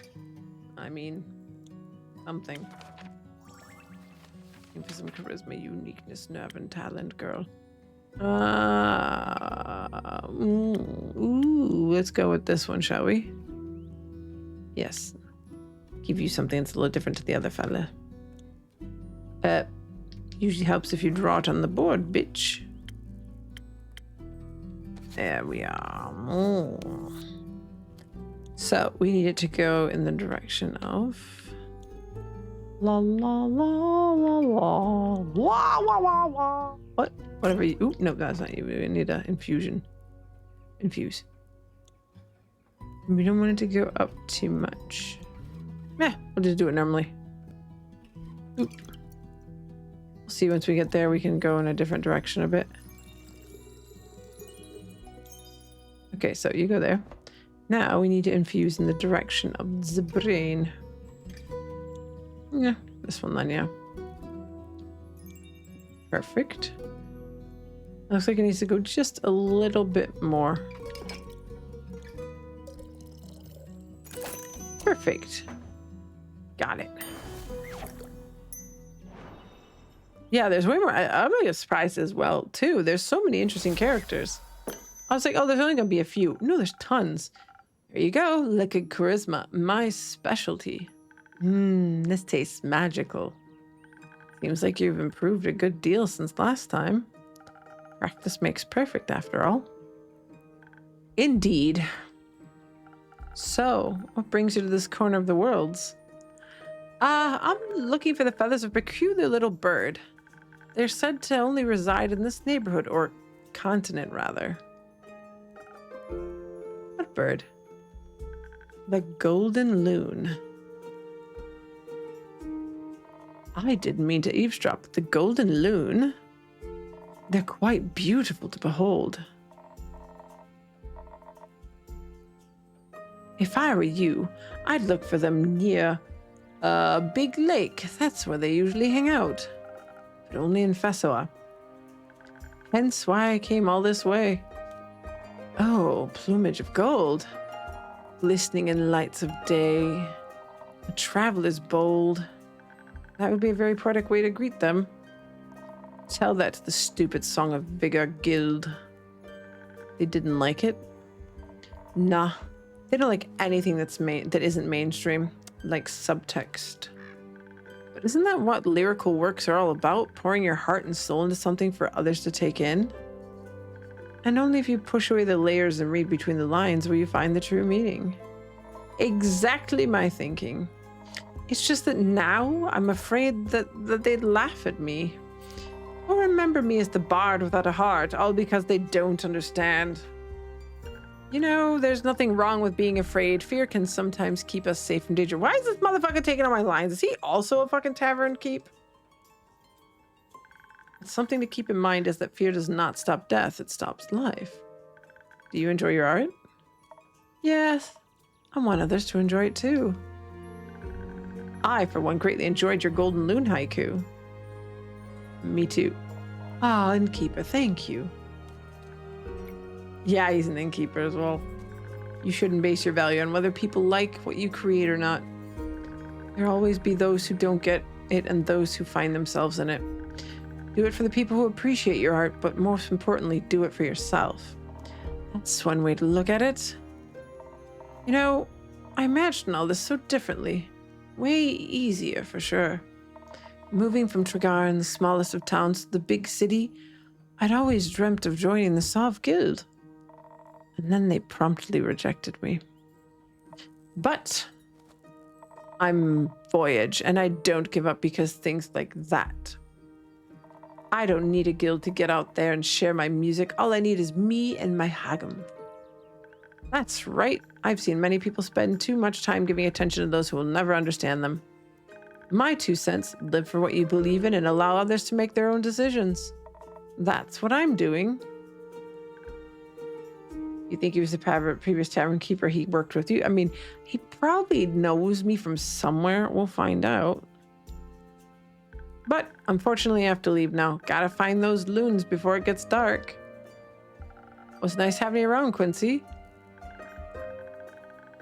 Until next time, and don't forget to take care of yourself, Innkeeper, and be safe out there. Voyage. You too. Yeah, we'll definitely find out later who he is. Nice guy. Yes, he's an old friend. Didn't know you do friends. Perhaps we could be friends too, Innkeeper. Not yet. Oh. Maybe one day. Fuck out of my tavern, bro. My man. Oh yeah, that's Una. Welcome back. Quick and keep your strongest drink. This is an emergency. What happened? Oh, Lord Jesus. It's absolutely urgent. Relationships are on the line. Not lives? Listen, Innkeep, I'll tell you the story. Don't worry. But you gotta be a little patient because Baya really needs a drink fast. Yes, please. What do you need? The same as last time? Oh, that one was really delicious. What fucking accent I was doing. I'd love to taste it again, please. That's where it was. We were kind of like an old sea hag. Got it. I'll get you something that'll make you feel as agile as a spider again. Agile as a spider. And do. We got some business to do, my man. Yes. Oh, it's a shit again. Let's go this one. This one's simple. Remember?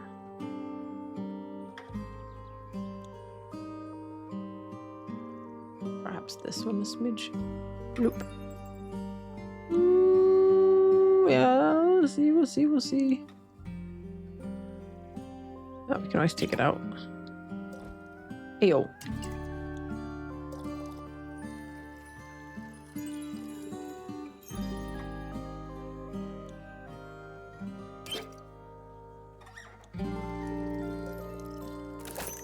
Nope, good enough. I got the job done. And everybody loves Andu.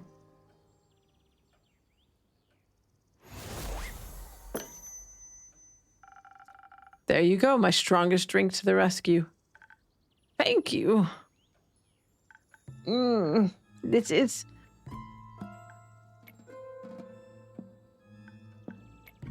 good.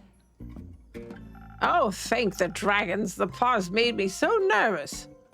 I really thought she would mess it up. Thanks for having so much faith in me, Una. Ha! You're welcome. Baya, are you feeling better now? Yes. At least a little bit. That's good to hear. Please fill me in on the situation now. I've never seen you this upset, Baya, and you have to endure the Bloomtide Festival every year. You're right. So, I have this group of friends. They're girlfriends. We three have been inseparable for at least few centuries. But now...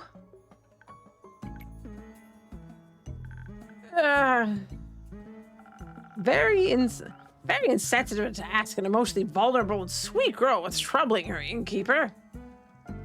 I'm sorry, I didn't mean to be rude. It's okay. How about I tell her what's going on, Baya? So you don't have to strain yourself. Thank you. Okay, so Sweet Baya over here has had a long-lasting group of friends, right? Right. They're a trio inseparable for at least a few hundred years. And they're an adorable trio, might I add, the Swamp Monster, the Banshee, and the Mary Morgan. Ah, yes, the Mary Morgan, the wrathful spirit that is known to drown men. I've heard she doesn't really differentiate between genders, though. Yep, that's right. Anyways, the Mary Morgan and the Banshees are a couple. So I figured. Have been for a while. I recall them coming by once or twice. But right now, how should I put it? They're in a domestic dispute. For some reason, the two have completely stopped talking to each other. They even refuse to show up to Baya's monthly tea parties, insisting they'll only come if the other isn't invited. Why? I don't know. It's It's like they don't like each other anymore. And soon they won't like me anymore either. It does smell like a breakup. Let's not catastrophize. I don't want my friend group to fall apart. People have always left me because I scare them. I don't want them to leave me too. Oh, Baya. No, I'm sure they won't. Say something, Innkeeper. Jesus. Don't worry, Baya. They've been together for so long that they must have already solved numerous arguments. They'll get through this one too. She's right. They've been through worse. But what if she's wrong? What if they do break up? What if they really leave me? I'll just wish there was something I could do to help them. If I might just add my 2 cents real quick. Hi, I'm Voy. That's short for Voyage. You might have heard of me before. I'm pretty famous. Baya gives no fucks, my dude. No. Doesn't ring any bells, sorry. Anyway. So, Baya, that's your name, right? Mm-hmm. What's keeping you from getting to know other people? Like, you seem really chill. Well, usually everyone's afraid of me. But the innkeeper has always been nice to me. I trust them. And I've known Una for a while now. Didn't she pick endangered flowers from your backyard last time you met? Yes! The bouquet was really cute. I know, right? You met a lot of people when you travel across the lands looking for potential clients and work. And honestly, I've seen stranger creatures than her in my years of an adventurer. Aya's also really cute under all that moss and kelp. Oh, shush. She's blushing. I mean, you might look a little terrifying, that's true. But maybe you just have to figure out how to get through to people. I'm sure they'd want to be your friends. I don't know about that. Usually they try to burn me. Luckily, I don't scar easily. Oh, what a nice metaphor. Might have to use that in a new song if you don't mind. People hunting you over and over again just because they're afraid. Exes leaving you, but you always manage to get over them. Is it? It's not a metaphor. Once every few moons, people surround me with torches and pitchforks. Oh. Well, that's unfortunate. You don't say, kid. But honestly, I know how you feel. Sometimes facing people is terrifying when you feel so different.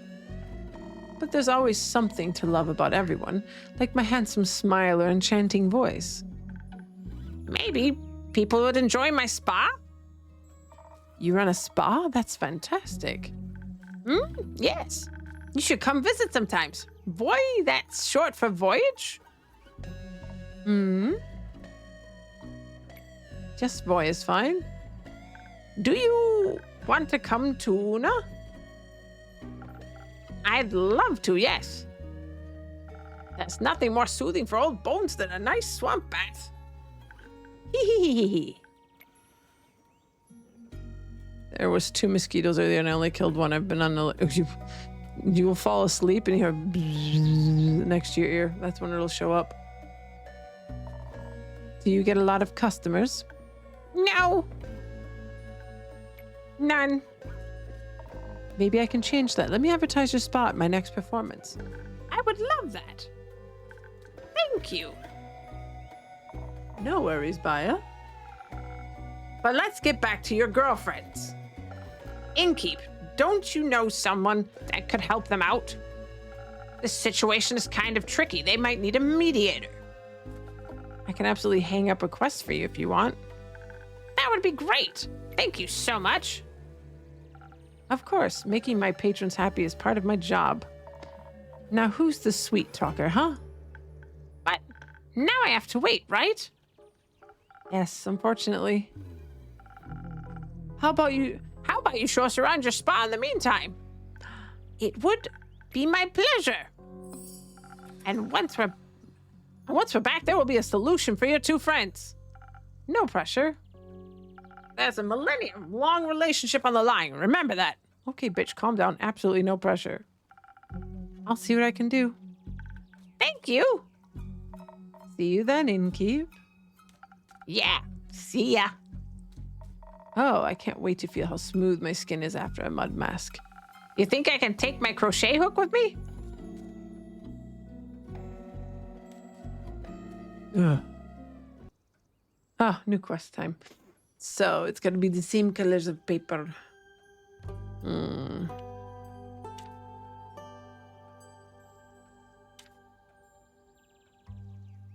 Diplomat? Purple one?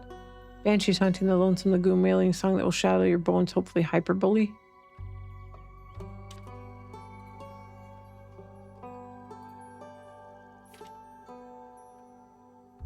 Look, there's another one. Or?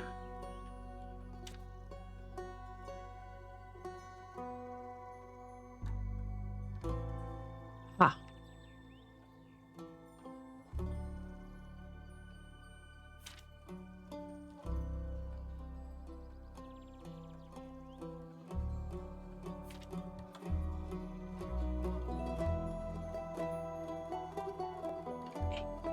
Hey.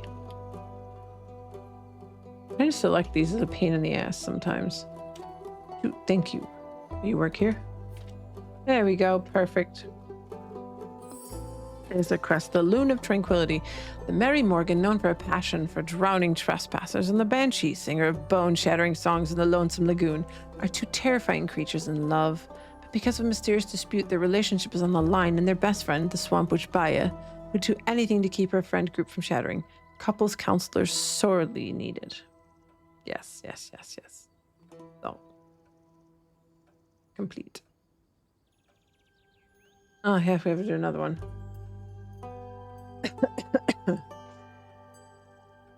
You didn't mean to misgender. You can't. Okay, calm down with the misgendering. I love these streams. They're very cozy. I'm glad. Ooh, but they are late. It's almost 2 a.m. here. So it looks like it's these ones that are up. Diary needs to be very unsafe. The moment at least your cattle. A diplomat fighter's entire personal goes and looking for new fighters to protect him from the dangers of a business trip.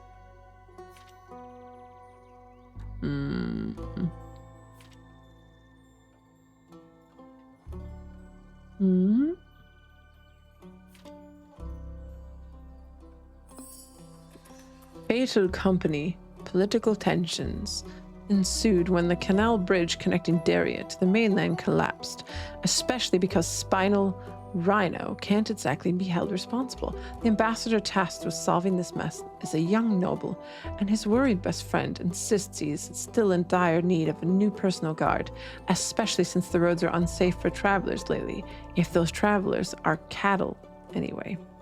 Okay. That should be it now. We shall see. Oh.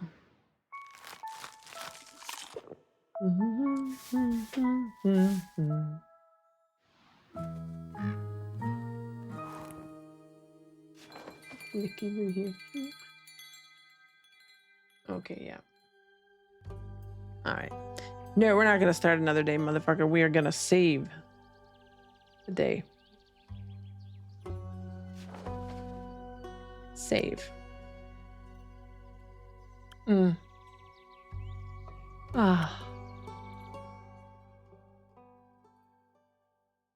Antu to bed for the night.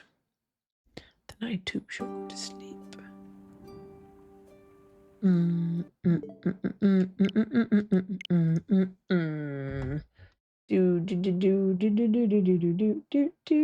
So back here we go. Oh goodness. There's Jesus. Oh, my hands! You saw nothing. Ooh. I don't have 4 arms. Definitely I don't. I surely don't have 4 arms. I don't know what you're speaking of. I see nothing. Okay. Right. Okay, so J. Dorigo is where I'm going to send you. Yes, that seems good. Indeed, indeed, indeed. Yes, glad everyone enjoyed the stream. We will put sweet little Percifer to bed. Good night, sweet friends. And we will go then to the ending screen. Ooh, and then I will kick up the raid to J. Dorigo. Please be nice. J. Dorigo is a new affiliate. Getting to the grind, getting to it, doing great fun streams. Yeah, and I'm gonna send you over there where you can continue, have fun. Yes, and all that good stuff. Yeah, thank you for joining me. I will be here again on Friday. It may be a morning stream or it might be both. We'll see. But yeah, this was fun. As always, thank you for joining me. If anything changes, do make sure you follow me on Twitter or come in here and just do schedule, because Zenodo is a top mod and always make sure that all that shit's up to par, and it's all posted always in here. So yeah, have fun, be good to Jay, and enjoy your evening. As always, thank you for showing up. It was fun. Bye. Bye bye. Bye bye. Bye bye bye bye. Bye. Have a good night. Bye.